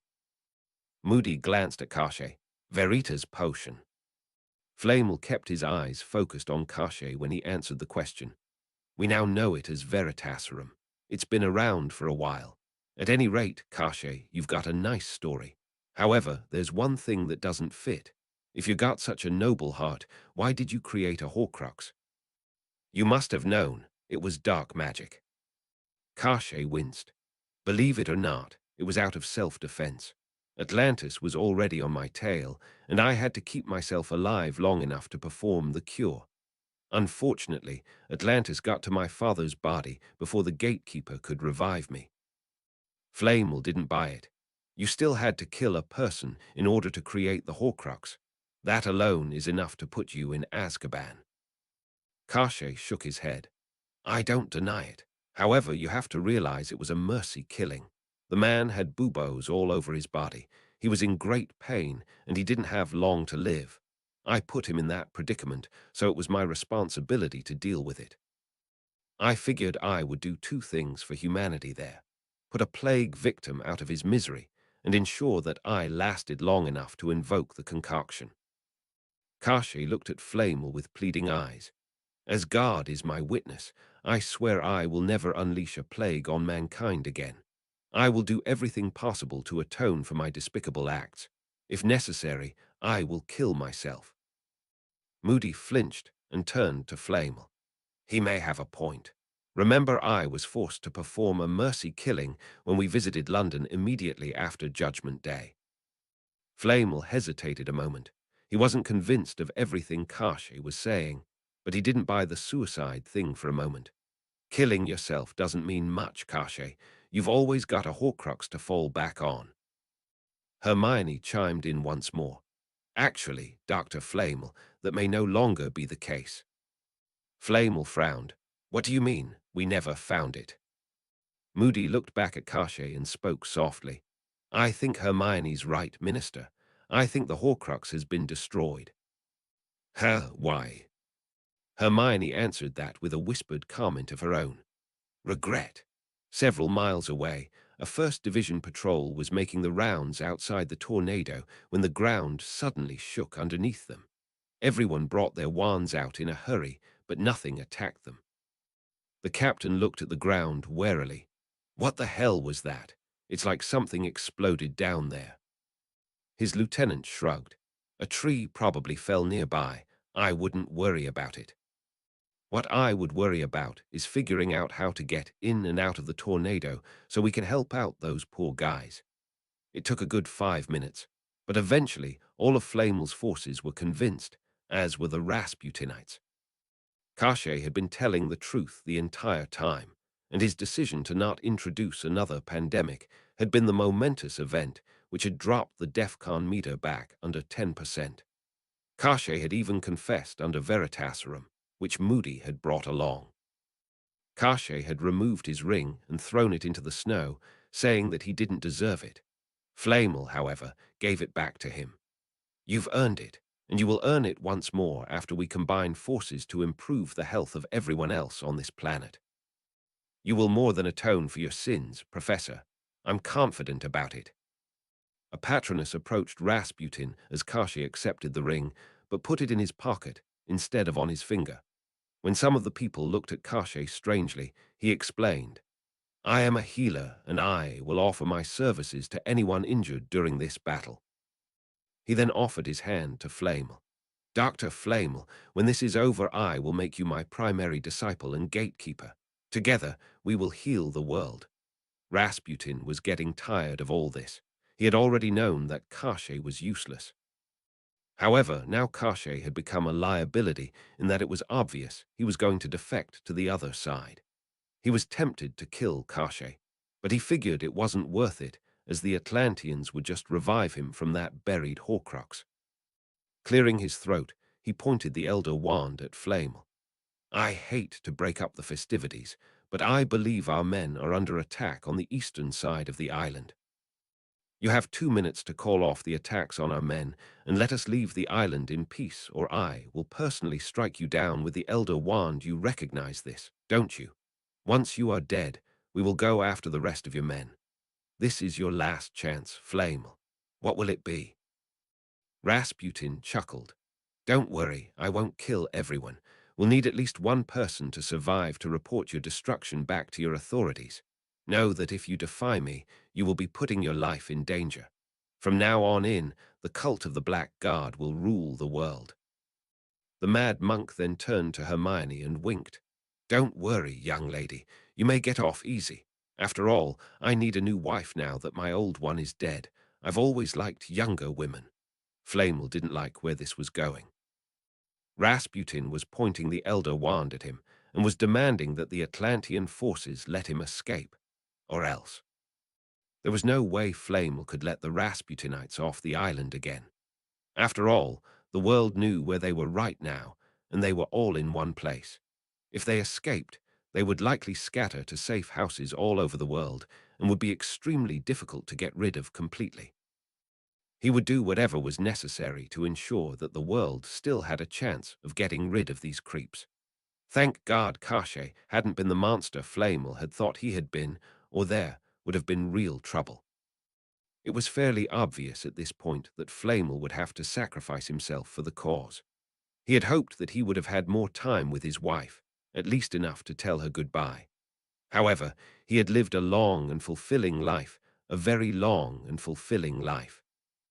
He had no right to complain that he hadn't done enough. He turned to look at Moody and Hermione. Moody seemed furious, and he seemed to be concentrating on casting a nasty spell. Hermione, oddly enough, seemed serene and had her eyes closed. She was probably doing something Buddhist or Samuelist, he mused. She had one hand on the hilt of the sword of Gryffindor, and she was probably preparing to meet her fate with dignity. Drawing a deep breath, he started telling Rasputin to go to hell. However, he didn't get very far before something truly remarkable happened. Hermione suddenly jumped in front of him, waving her free hand wildly. "Stop, all of you. Can't you see there's a better way than fighting?" Hermione didn't know why she had done it. All she knew was that she had felt an irresistible urge to go and protect Flamel, or at least try to get the two sides to start negotiating. She knew it was foolhardy in the extreme, but the drive was too strong for her to hold back. She thought back 2 years earlier to the Shrieking Shack. There, she had jumped in front of Harry in an attempt to shield him from a curse from Sirius Black. It had been reckless in the extreme, and it could have gotten her killed had Sirius actually been a criminal. Fortunately, Sirius had been an innocent man and had not actually tried to attack her. She tried to calm herself by focusing on her breath. She had a strong suspicion that Rasputin would not be as forgiving as Sirius was, and that he would not be amenable to negotiation, particularly when his side was winning. However, she was a Gryffindor, and Gryffindors were won with courage. Flamel stared at Hermione in disbelief. "Hermione, what are you doing? Get out of there." Hermione didn't budge, and she started hard at Rasputin. "There's got to be a way other than fighting. Ask him what he wants, and maybe we can reach a settlement, just like what Professor Moody did with Karshe." Moody growled at her and pointed his wand at Rasputin. "I doubt Rasputin's actually good, Hermione. Besides, I'm the Aura. Get out of the way, I'll handle this." Oof. That was about as far as he got before one of the other Black Guard cultists hit him in the head with a stunning spell. Moody fell to the ground, slurring swears to beat the band. Flamel instinctively turned to check on Moody, but he couldn't do much with the Atlantis bubble up. Fortunately, Karshe immediately jumped up and raced over to Moody's side. Several cultists glanced at Rasputin, but he shook his head. "Don't bother, they'll just bring him back again. Stay focused on the people we can kill. Speaking of killing, that was just a taste, Aura. You interfere again, and you're getting an Avada Kedavra." Karshe took a look at Moody and began waking him up again. As he worked, he turned to Hermione and spoke in Latin. "Young woman, this man is extremely dangerous, and he is the master of the Elder Wand. You should get out of the way if you have a chance. This is no time for games. I know teenagers think they're indestructible, but that's not the case." Flamel glanced at Karshe before turning back to Hermione. He opened his mouth to order Hermione to back off when something occurred to him. He was seeing both Hermione and Karshe at the same time. Unbidden, the words of Sybil Trelawney's prophecy came to mind. He considered the implications, and he froze. "When Mercury is seen in conjunction with the Great Bear, the victor shall be the vanquished, and the vanquished shall be the victor." Hermione's code name was Mercury, and Karshe's was the Great Bear. Everything matched all too well. What's more, Hermione was involved in a confrontation with a powerful dark wizard who was threatening them all. Hell, the fact that the prophecy had even occurred to him was probably a sign that was involved in some way. And unlike the most popular interpretations of the Dawn Ash prophecy, he and Trelawney were both somewhat involved with Hermione's life. It occurred to him that the knowledge of this prophecy gave his side a distinct advantage.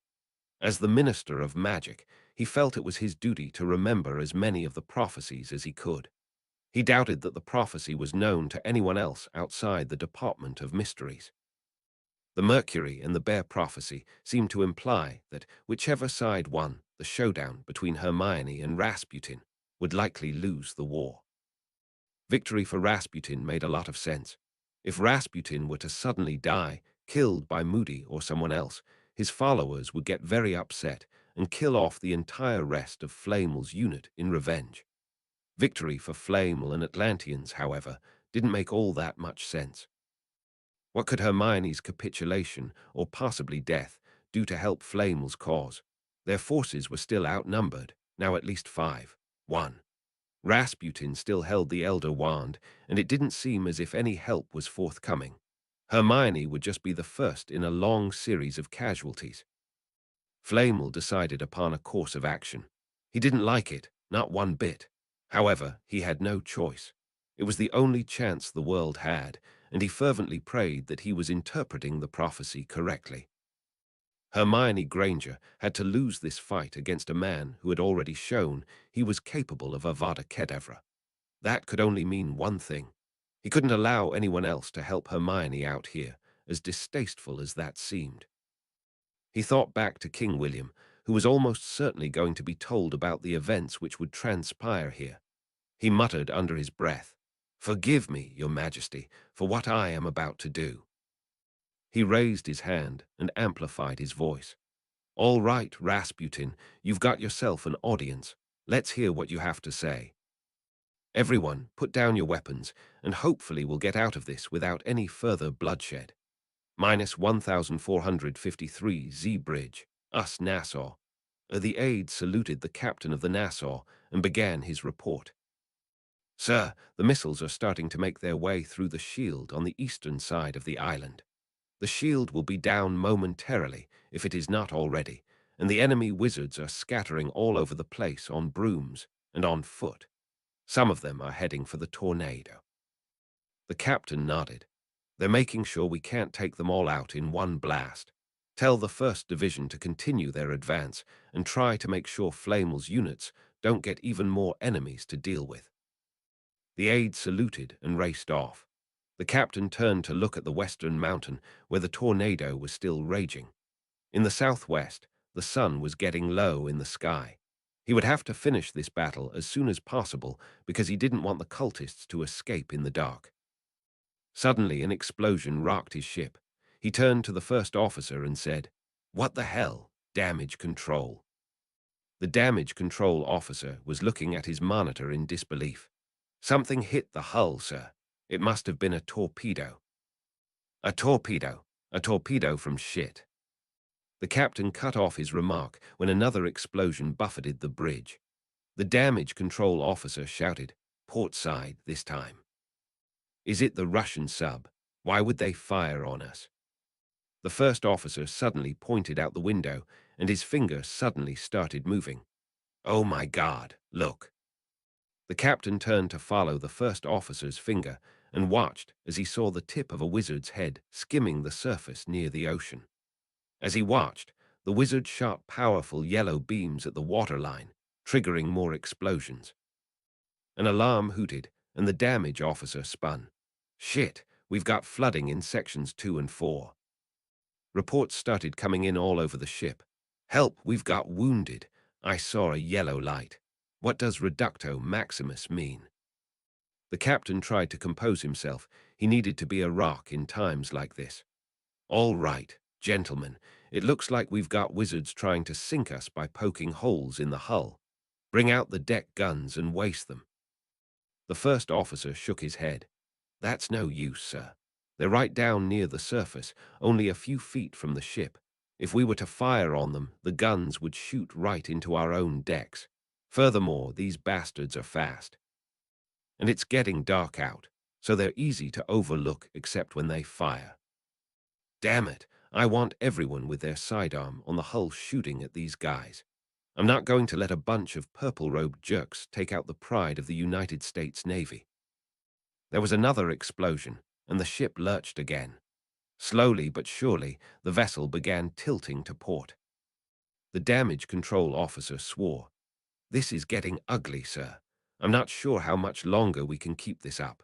To be honest, sir, I think we know where all the wizards went after we knocked their shield down." The captain grunted. "They're trying to knock out the missile launchers, as the missiles are the only things which will penetrate a shield. A clever plan, I must say. Now, it's our turn to thwart it.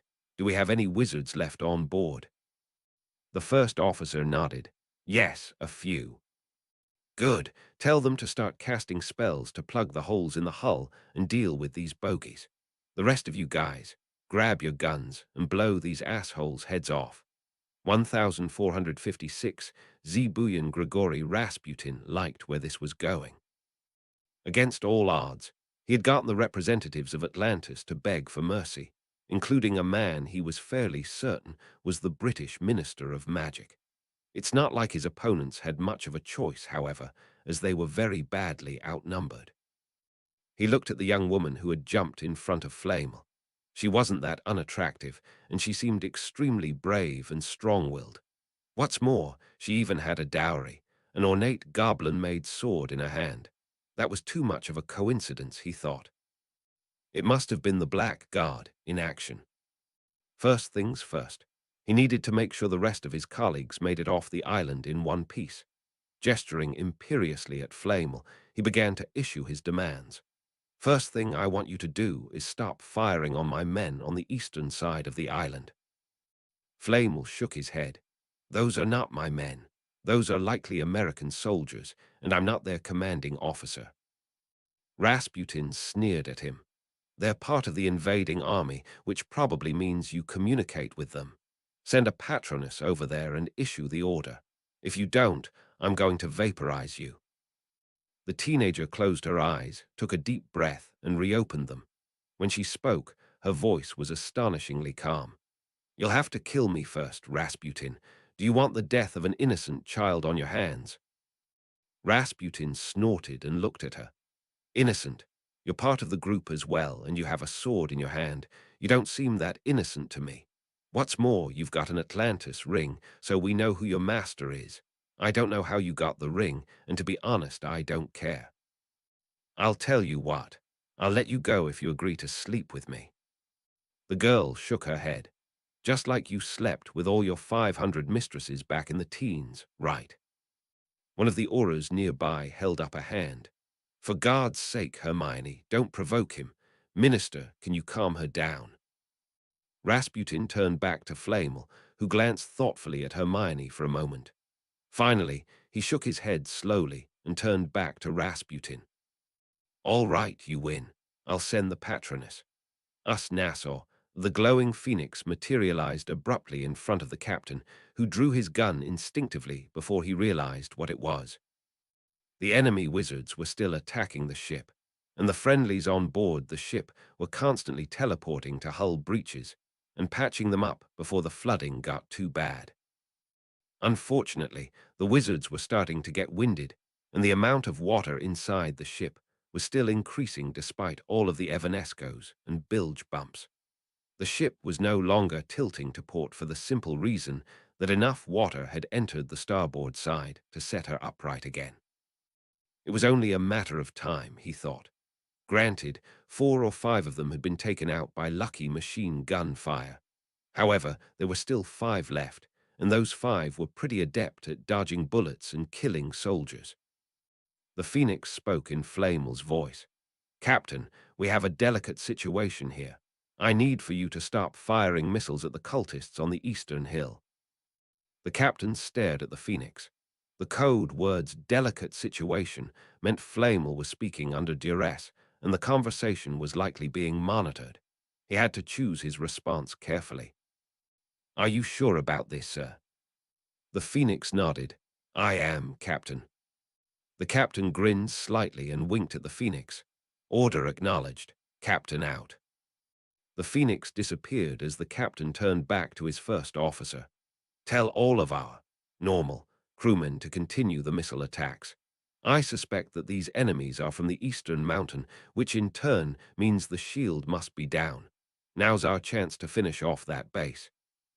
Fire everything we've got at the base, and do so before those flying monsters turn this ship into Swiss cheese. With luck, the cultists will recall these fellows attacking us. Rasputin smiled at Flamel. See, that wasn't so bad. You follow orders, and you get to live a little longer. Hopefully, it will become habit-forming. Flamel rolled his eyes. That's very comforting, Rasputin. It's a start. Now, let's get on with the rest of my demands. I want Atlantis to publish a decree which encourages wizards to be placed in charge of Muggles whenever appropriate. Wizards can always be given technology, but Muggles cannot be given magic. Only people adept in both disciplines should be allowed to rule people. Flamel slumped. In other words, you want the world to be ruled by people who can use both wands and guns. If necessary, so be it. You do realize that you're forcing your Muggle allies into a subservient role, right? Rasputin shook his head. Actually, I'm not. The rulers may have to be wizards, but their cabinet and staff members don't have to be. Now, let's get on with the rest of the demands. The Black Guard cult is also to be recognized as a valid religious belief, and people must be a member of this cult to hold high political office. There is to be no religious discrimination against the cult, either. Flamel's voice began to sound desperate. You do realize that I can't speak for Atlantis. I can just convey the message. Rasputin pointed at Flamel's hand with the Elder Wand. You've got a ring. They'll listen to you. Believe me, you're going to want them to listen to you. Eastern Mountain. The 1st Division officers watched and waited as the latest barrage of missiles lit up the top of the mountain. Jurgen Helmholtz, the wizard now in charge of the forces on Buyan after the death of Karkaroff, felt a brief sense of relief that the tornado was in place. Had it not been for the tornado, everyone across Buyan would have likely seen the explosions on the mountaintop, including Rasputin. The ruse would never have worked. The last fireball dissipated, and the wizards prepared themselves for another attack. Yet none came. 30 seconds went by, then 60. The delay stretched to 2 minutes, and nothing happened. Had the forces on the mountaintop been finished off at last? There was only one way to check. Telling everyone to stay put, Helmholtz mounted his broom and led a group of volunteers over to the top of the mountain. The cultists were all dead, and in some cases blown to pieces. There was no motion anywhere on top of the mountain other than the fall of the snowflakes. Telling everyone to stay sharp, he cast Revelio Hominum to check for invisible soldiers. Helmholtz breathed a sigh of relief. The battle was over, and the eastern half of the island was in their hands at last. Punching the air in elation, he led the scouts back to the 1st Division's headquarters and made his report. They're all dead or unconscious, ladies and gentlemen. The eastern half of the island is ours. There was a brief cheer, and Helmholtz allowed the men to celebrate a little before he gave the next order. If you're injured, stay here and get treatment. If not, and you've got enough energy left to handle another fight, follow me. We're going to fly over the tornado and help out Flamel's men, whatever's left of them. Who's with me? The response wasn't encouraging. Out of the 1,000 or so 1st Division units left on Buyan, a good 700 had received either serious injury, were exhausted, or were Muggle attaches who couldn't fly on brooms. Helmholtz himself was on the verge of collapse, but he had to keep on going to set a good example for his men. Minutes later, a force of 300 wizards headed west, towards the tornado 1501Z. Rasputin continued his list of demands. Flamel had fought tooth and nail over each one, but he had eventually given in. The teenager, named Hermione, stood there in her bubble with her eyes closed most of the time. She seemed to be doing some kind of meditation practice to calm herself down. He looked her over once more and saw that at one point she was smiling. He blinked. Had she lost it completely? He wouldn't want a wife who was half crazy now, would he? He recalled stories from the Great War where people had lost their mind after witnessing the horror of the trenches. He turned back to Flamel. Second, I am to be placed in charge of the Russian Empire and crowned the new Tsar. If the Russian Empire no longer exists, then whichever political entity rules Moscow will suffice. Flamel was starting to look like a broken man, which was good for Rasputin. Russia is now a democratic state ruled by a Muggle. Tsar Alexei does have a role in the government, but it's effectively a ceremonial position. They're not accustomed to have wizards in government, and the ruler is no longer absolute. Rasputin grinned. Well, you'll have to get them accustomed to that. Now what? The mad monk frowned as a patroness approached him. The message was in Russian, and it sounded frantic. My lord, there are hundreds of brooms flying over from the eastern side of the island.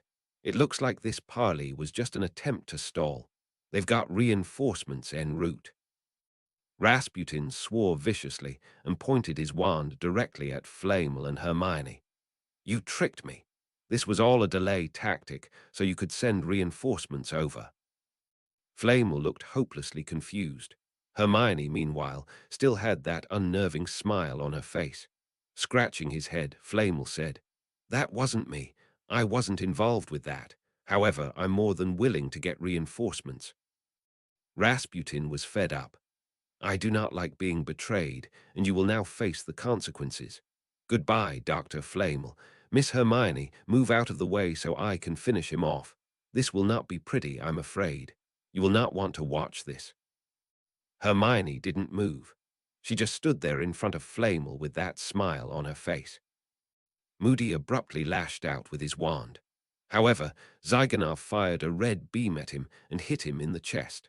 The aura groaned and fell to the ground. Slowly, Hermione opened her eyes and spoke calmly. Like I said, you'll have to kill me to get to him. Moody could barely speak. Damn it, Hermione, move. Minister, push her out of the way. Flamel shook his head slowly and looked away. He knew what had to happen, and besides, he wouldn't been able to cast a spell through the bubble anyway. Rasputin's eyes narrowed. Miss Hermione, I do not want to kill a potential spouse or mistress. Get out of the way. Hermione shook her head. You can't win, Grigori. If you strike me down, I shall become more powerful than you could possibly imagine. Flamel and several of the Muggles cheered. Rasputin, however, nearly exploded in rage. He did not like being taunted. Pointing the wand at Hermione's chest, he roared, Woman, this is your final warning. Move. Hermione closed her eyes one last time. Smiling once more, she grasped the hilt of the sword in both hands and lifted the blade in a formal salute to an enemy. Rasputin had had enough. This woman was too stubborn to make a good wife anyway. He spoke 3 words, and 3 words only. So be it. Gathering all of the anger and power he could muster, Rasputin channeled it into the Elder Wand and spoke 2 words. Avada Kedavra. Moody screamed as the green beam smashed through the Atlantis bubble protecting Hermione and hit her in the chest. Hermione fell to the ground like a puppet with cut strings, the sword of Gryffindor at her side. The Atlantis bubble winked out as she passed on. A powerful blast of magical energy suddenly raced through him as soon as Hermione hit the ground. He didn't know what it was, and he frowned for a moment. He looked around and saw that all of the wizards on both sides were reacting the same way. Whatever it was, however, didn't seem to do any harm. If anything, it brought several hundred astonished wizards back to their senses. Screams of no and Hermione echoed throughout the enemy forces as Rasputin turned his baleful gaze on Flamel, who, oddly enough, was smiling now. What the hell was going on with these smiles?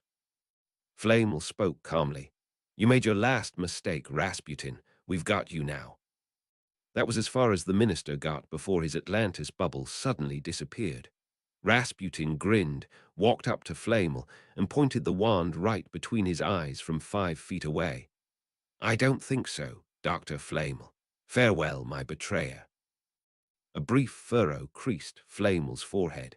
Rasputin could imagine what was going through the man's head. What the hell happened to my bubble? I guess I'm not in such as good of a position as I thought. Well, he wouldn't have much time to worry about it. Rasputin cast Avada Kedavra again, and the green beam hit the startled flame right between their eyes. 1456, Zebian Atlantis, DEFCON status. 3/3. 4% Hermione Granger's first taste of battle had been nothing like what it had been like in the storybooks. The stories, both wizarding and muggle, featured knights in shining armor and other heroes going off to war, defeating all their enemies and gallantly saving the princess. Real life, however, was much more disturbing. Bodies littered the ground as far as she could see. Many of them had been mangled beyond recognition, and some of casualties had fallen into rigor mortis with looks of absolute horror frozen on their faces. She had already retched at least 3 times, possibly more. The worst of it was the fact that she recognized many of the students from Dumbledore's army. When Hogwarts resumed after the winter break, if it even did, it would be without a good half of the 7th-year Gryffindors. The school had taken a tremendous hit over the past year, considering the events of Judgment Day, the attacks on Hogwarts, and now this. Half of the staff was gone as well. Snape, Lupin, Umbridge, which Hermione admitted had been a relief, McGonagall, Sinistra, Dumbledore. Even Sirius Black had been killed by American friendly fire. The thing which had finally pushed her over the edge had been discovering the body of Fleur Delacroix crushed against a rock by what appeared to have been an avalanche. One of her arms had been sliced off, and that mesmerizing silver hair had now been dipped in blood. Considering what had happened to Crumb, she wondered if there was a curse against Triwizard contestants. There had better not be, because if there were, Harry would be the next target. The story of Jeftar, as described by Samuel, had warned her that people could go mad after seeing the horrors of the battlefield. Fortunately, Samuelist practices kept her from losing her senses. She had always had strong powers of concentration, an ability which helped her do well in school, and over the past few months she had become adept at Buddhist/Samuelist meta-meditation. This practice allowed a person to mitigate sadness and anger by focusing on love and compassion. That allowed her to remain calm and at least somewhat happy even in the worst of times. Hermione was trying to practice meta as Rasputin pointed his wand at her. Even so, there were times where her instincts and fears broke through and terrified her. There wasn't much else she could do, what with the Atlantis bubble up and so forth. She had felt a bit nervous that she was being sent off to war without any combat experience outside Dumbledore's army training. However, it had soon become obvious that they didn't need her for the war as much as her Atlantis bubble. She had read up a little on Rasputin in the library. There wasn't much there at Hogwarts, of course, as he had been a foreign wizard. However, there had been a good deal of information about him in the Muggle libraries near Hogwarts.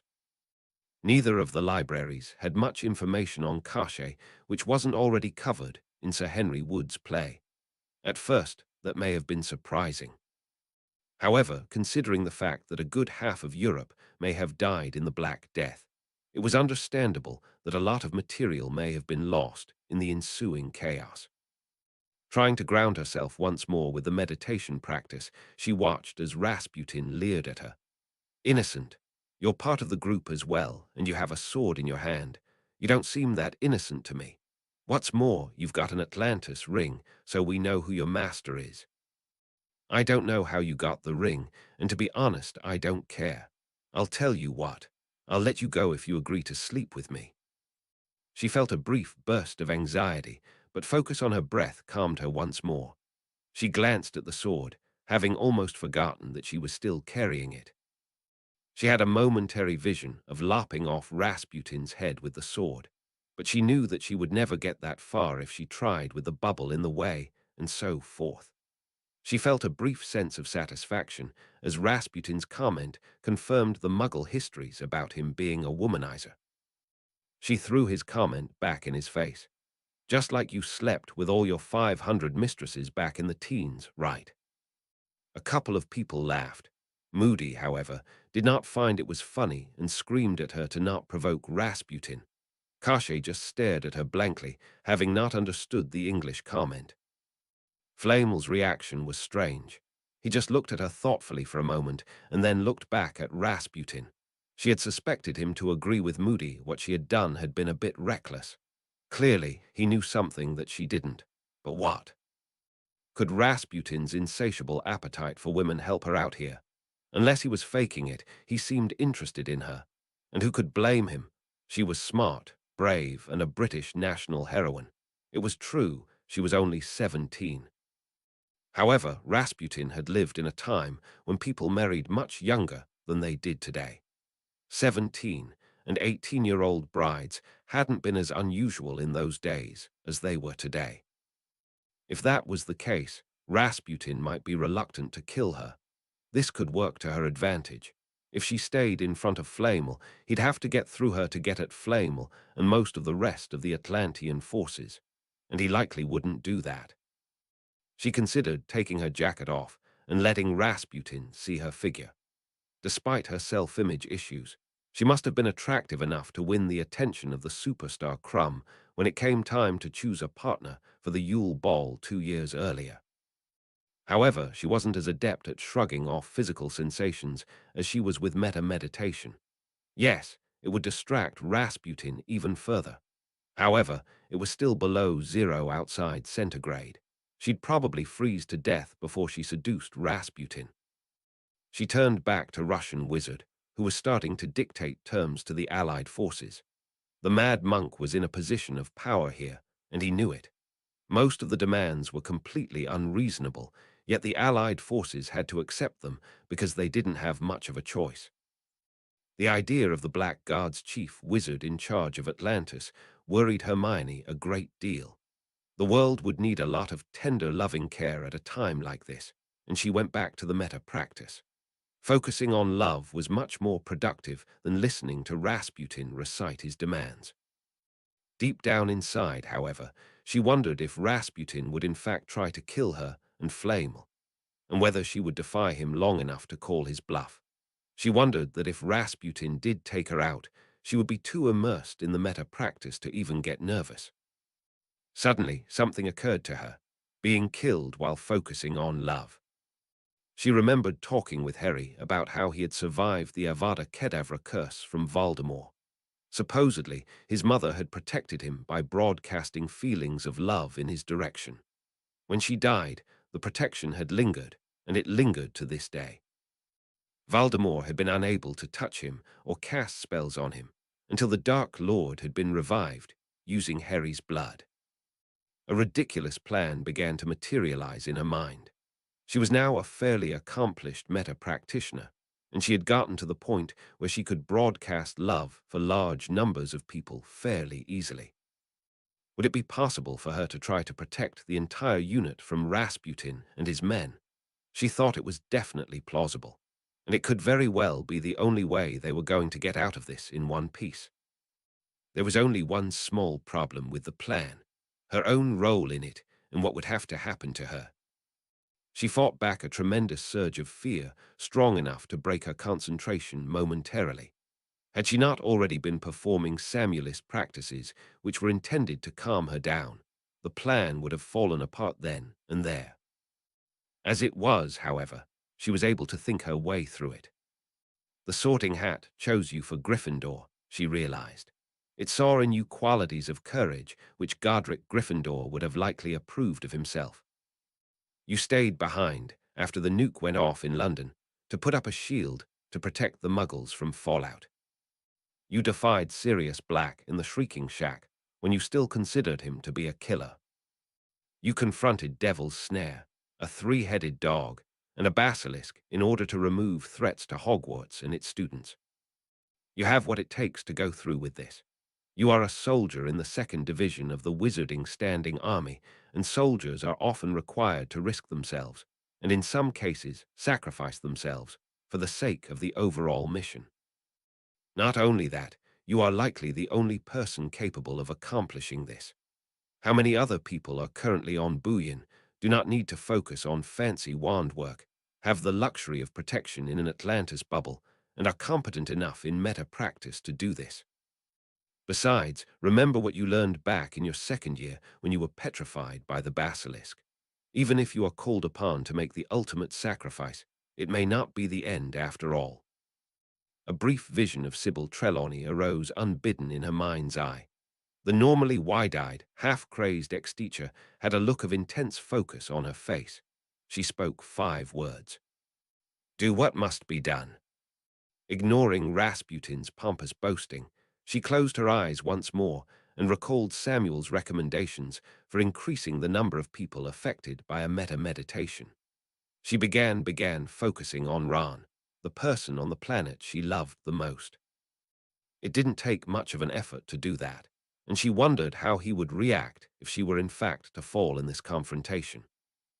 Next, she widened her circle to include Harry and the rest of her closest friends. That was also relatively easy, as was the next step, one of her own devising, extending the love to all of her year at Gryffindor. The next few stages were more difficult, but she focused on the urgency of the situation and forced her way through it. The sphere of love was extended to cover all of her year in all 5 houses, even the still insufferable Draco Malfoy. It was then extended to all 7 years, and the surviving staff members. Then came all of Hogsmeade, followed by all of England, Muggle and Wizarding. She felt her attention starting to diffuse a little, but she was able to get herself back on track by envisioning her parents in her mind's eye. After all, they were English, and quite possibly unaware of what was going on here on Bouillon. The presence of her colleagues here on Bouillon were also material enough to bolster her meager abilities. She continued to expand her sphere of love as the confrontation continued in the material world somewhere, far, far away. A patroness came to visit Rasputin and began screaming at him urgently in Russian. Hermione didn't know Russian all that well, but she got the gist of what was happening. Reinforcements were on the way, and Rasputin wasn't happy about it. Rasputin's face darked, and he rounded on Flamel. "You tricked me. This was all a delay tactic so you could send reinforcements over." Somewhere equally far away, she heard Flamel's voice. "That wasn't me. I wasn't involved with that. However, I'm more than willing to get reinforcements." "Rasputin, I do not like being betrayed, and you will now face the consequences. Goodbye, Dr. Flamel. Miss Hermione, move out of the way so I can finish him off. This will not be pretty, I'm afraid. You will not want to watch this." Hermione didn't move. She was focusing on expanding her awareness to encompass most of Europe. So far, so good. Risking a loss of concentration, she opened her eyes and spoke calmly. "Like I said, you'll have to kill me to get to him." "Moody, damn it, Hermione, move. Minister, push her out of the way." "Rasputin, Miss Hermione, I do not want to kill a potential spouse or mistress. Get out of the way." Hermione forced the image of her parents back into her mind's eye and went back to focusing on England once more. Aloud, she said, "You can't win, Grigori. If you strike me down, I shall become more powerful than you could possibly imagine." Flamel and several of the Muggles cheered, noticing the Star Wars quote. Hermione, however, paid little attention as she expanded her circle of love to cover all of Europe. Rasputin was not pleased. He shouted, "Woman, this is your final warning. Move."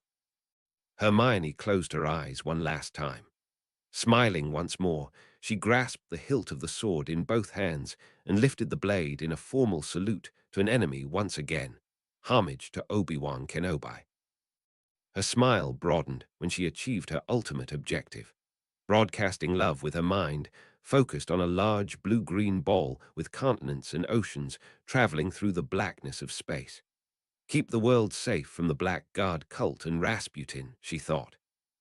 Then very faintly, she heard Rasputin's final comment.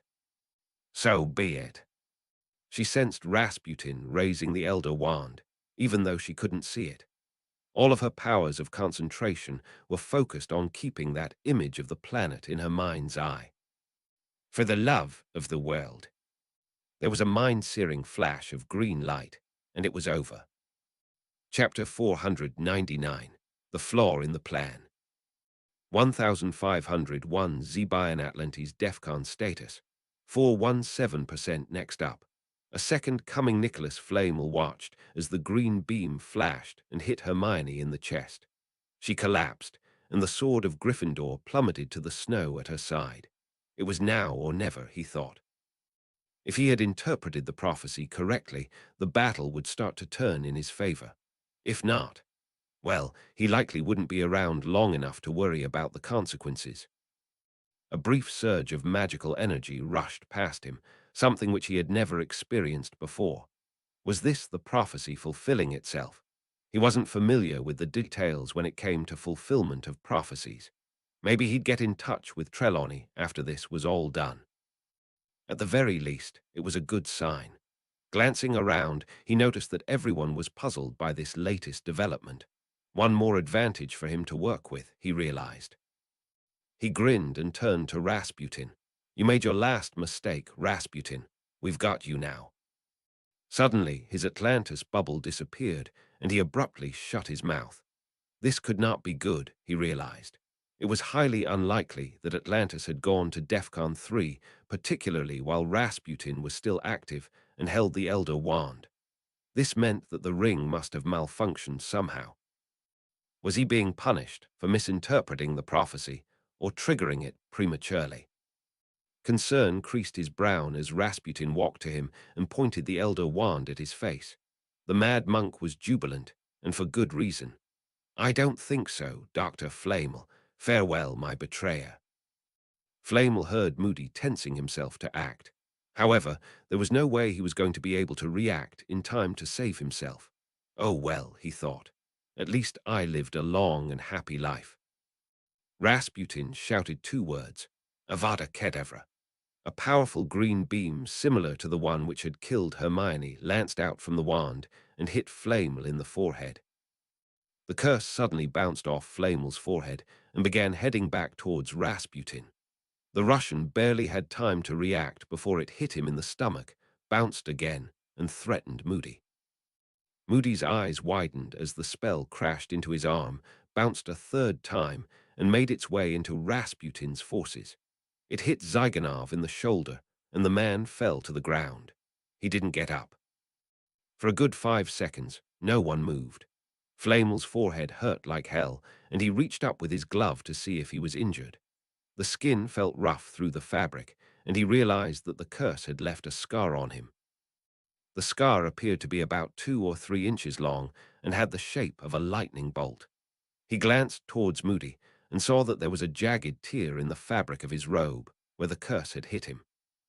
A lightning bolt-shaped scar in the forehead from a rebounding Avada Kedavra curse. Flamel recognized what that meant. Suddenly, he realized what Hermione must have done and crowed. "Way to go, Hermione." Time suddenly resumed.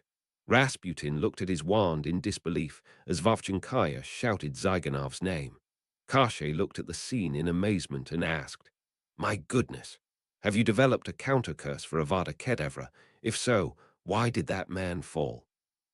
Rasputin pointed the Elder Wand at Flamel once more, but his wand suddenly leapt into the air and landed in Moody's hand. Rasputin roared in anger and launched himself into the air. He landed on Moody and began grappling with the aura for the Elder Wand as the fighting resumed between the Black Guard cultists and Flamel's men. Spells were launched into the air on both sides. Those triggered by the attacking Atlanteans hit their marks and took out some of the cultists. Those launched by the cultists, however, all backfired. Every single one of them bounced or missed, and the colored beams hit trees or other cultists. No fewer than 30 cultists went down in that first flurry of activity. Flamel suddenly heard a loud scream of pain. He spun and saw Moody with his bare hand against Rasputin's face. Had the aura punched him? Flamel looked a little more carefully and saw, to his amazement, that Rasputin's face was starting to redden and blister. Moody, suddenly realizing what was going on, grabbed onto Rasputin's left hand, pulled off his glove, and began touching there as well. It was only a matter of time before the mad monk's hand began to swell as well. The mad monk screamed for help, and no fewer than 4 spells hit the aura at the same time. All of them bounced, and Flamel watched as one the boulder which had stopped the avalanche and sliced it in 2. Freed from the obstacle, the snow advanced a few more feet, and covered yet another cultist with pieces of fleur de lacquer. Suddenly, one of the Muggle cultists let loose with a machine gun, and several Atlanteans went down. Casting Protego about himself with the Elder Wand, Moody bellowed at the top of his lungs. "Take out the Muggles first. They still seem to be able to hurt us. The bullets aren't bouncing. Minister, you take charge while I deal with these goons." Flamel nodded and began issuing orders. As an Eyes Sedai, he was not allowed to use magic as an offensive weapon except against dark wizards. Since these were Muggles, he could not attack them. However, he could issue orders. Looking around the area, he began deploying his men. Several Muggles went down, and Moody grimly kicked a body out of the way and told one of the SAS men to take the machine gun. Seeing that everything was starting to get under control, it was time for Moody to deliver the coup de grace. He watched as Moody lifted the Elder Wand to the sky and shouted, "Finite incantatum." Lightning flashed everywhere, and the powerful tornado surrounding the western half of the island slowly began to dissipate. Moody cast the spell once more, and the shield which had previously held in the Atlanteans suddenly disappeared in a flash of light. Darina Vovchankaya stared in disbelief as what had once been a promising advantage suddenly blew itself apart. The machine gun suddenly spat death in her direction, and she barely had time to duck out of the way before the bullets slammed into the tree behind her, taking out one of the Muggle cultists in the process. Acting on instinct, she aimed her wand at the soldier operating the weapon and let loose with a killing curse. It bounced off the man's shoulder and shot off into the sky where it would likely threaten some birds or weather satellites. The soldier noticed she was still alive and fired on her again. This time, she was hit in the leg and had to reach for the elixir with one hand while shooting at the Muggle again with the other. Realizing that going after the Muggle himself would be useless, she pointed her wand at the gun, and it disappeared in an actinic red flare. That brought her approximately 3 seconds of relief, as shortly after she vaporized the gun, no fewer than 15 multicolored bolts rained down on them from above. She glanced up and saw hundreds of brooms heading in their direction.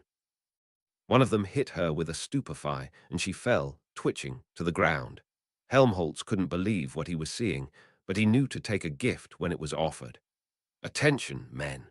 The auras appear to have cast a spell which renders the enemy wizard's magic harmless. I'm not sure how if the Muggles are still dangerous, however. Take out the Muggles first, and go after the wizards as targets of opportunity.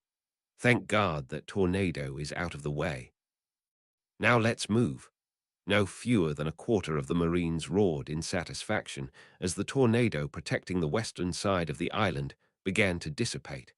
Their commander, however, brought them back into line with a brief sequence of orders. "All right, men, listen up. Nicholas Flamel and his friends need help over there, and it's up to us to deliver it. Remember that the Black Guard cultists have distinctive robes and go after them. Don't go after a wizard or someone in Muggle dress, or they attack a known enemy. We don't want any friendly fire casualties here. Got that? Good. Now march."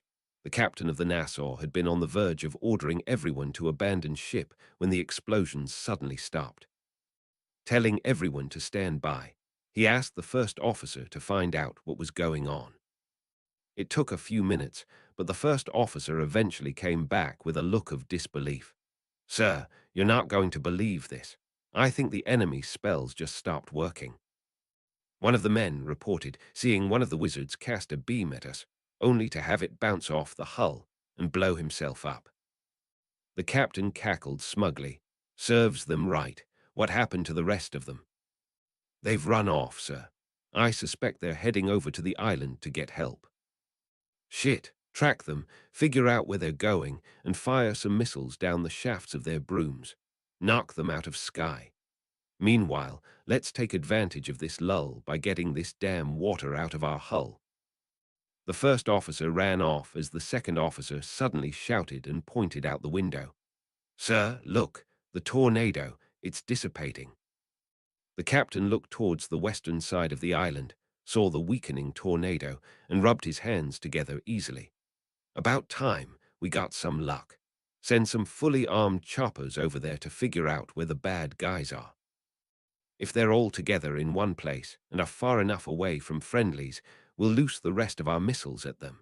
Otherwise, have the choppers use their guns. Yes, sir. By 1600Z, it was all over. Completely overwhelmed by the Marines, helicopters, and 1st Division wizards, the Black Guard cult had finally been crushed.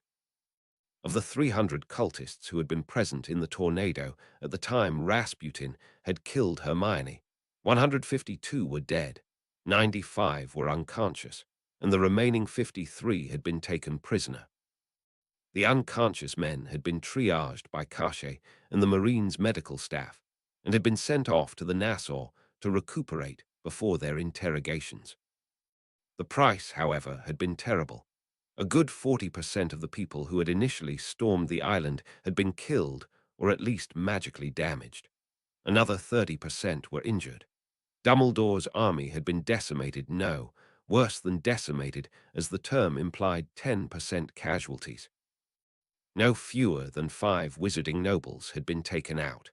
The Battle of Buyin had proven to be the bloodbath everyone had been afraid of. Genya Zyganov and his wife were both dead, and Darina Vovchenkaya had been taken prisoner.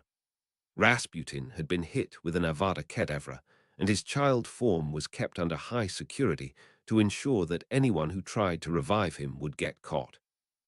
The Russian government, still smarting from the death of Igor Romanov, immediately assured everyone that they would get to work trying to find his Horcrux. Perhaps most amazing had been the discovery that Kache had actually not been a monster as much as a good man, who had done some foolish things in an attempt to save the world, things he had since regretted.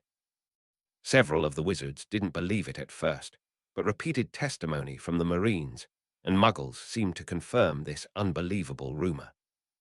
There were conflicting stories about what had turned the tide. Some people attributed it to the enemy wizards running out of energy. Others thought it was because the enemy's wands had overheated. Yet others believed it to have been a tactical issue, where the cultists never figured out how to get wizards and Muggles to work together. The most bizarre theories of all, however, came from Nicholas Flamel and the people who had been inside the tornado at the time their luck had changed, depending on who was telling the tale. One, Hermione Granger, had either pulled a Joan of Arc and put herself in danger to save the rest of the team. 2, Hermione Granger had cast a spell which had caused the enemy attacks to miss. Or 3, Hermione Granger had seduced Rasputin and tried to kill him. Or 4, Hermione Granger had been instrumental in triggering a prophecy which would ensure that Atlantis win the battle. The captain of the Nassau didn't know what to believe. However, he did know one thing. Turning to Flamel, who was back on board, he said, "I must say, this Granger girl appears to have saved all of our necks. Where is she? I want to congratulate her personally." Flamel bit his lip. "Sir, I'm afraid she's dead. She was killed by Rasputin just before everything turned around. I have reason to believe that her death may have been the catalyst that turned everything around for us. Had Rasputin not killed her, the battle would have ended much differently." The captain looked at the ground for a few minutes. Finally, he sighed and turned back to Flamel. "That's a real shame. I was really starting to admire that girl. Rest assured that she's going to get a posthumous award out of this from the United States government." Flamel nodded. "She'd appreciate it, I suspect. Then again, perhaps she just thinks she was doing her duty." "Maybe. Where's the Elder Wand now? Does Rasputin still have it?" Alastair Moody, who was also on the bridge, reached into his pocket and brought out the Elder Wand. "I have it right here, Captain. I'm its master right now, and I intend to be its master for a long time. Once we're done over here, I'm going to head over to the British Department of Mysteries and leave the Elder Wand there until Atlantis has a chance to pick it up and put it under Grand Mugwump-only security. No one is going to have to worry about this wand again, gentlemen." "That's good news. What about the Philosopher's Stone and Kache's Horcrux?" Flamel grimaced. I'm not worried about Kash's Horcrux anymore since he's actually a good man and does not appear to be in any danger of going back to the dark side. The Philosopher's Stone, however, may still be an issue. We searched the island, and it wasn't there. It's still out there somewhere, probably in one of the Black Guard cultists' houses. Rest assured we'll interrogate them thoroughly. We'll find it, Captain. The captain nodded and paced the bridge a little more. Suddenly, he stopped. Hermione was 17, right? Flamel nodded slowly. Yes, sir. She turned 17 in September, and she had just become old enough to be eligible for the draft. I personally didn't want to put her in danger, but I could not allow myself to make exceptions for personal reasons. The captain's face was grim. My youngest daughter is 17. I can already tell you that she would not have been able to handle this as well as Hermione did. It's understandable, sir. She had some training fighting dark wizards as part of Dumbledore's army. Which army? Flamel slapped himself on the head. The 2nd Division of the Wizarding Standing Army, sir. The captain was even more impressed. A heroine, scholar, and soldier as well. It's amazing. That's a combination which you only find in fantasy children's books. Sounds like something J.R.R. Tolkien would have written about. Flamel chuckled. Possibly, though he got a lot of the magic wrong. The captain stared out into the sunset a little longer. Finally, he brought his hand up in a formal salute. To Hermione Granger, the greatest saint of our time.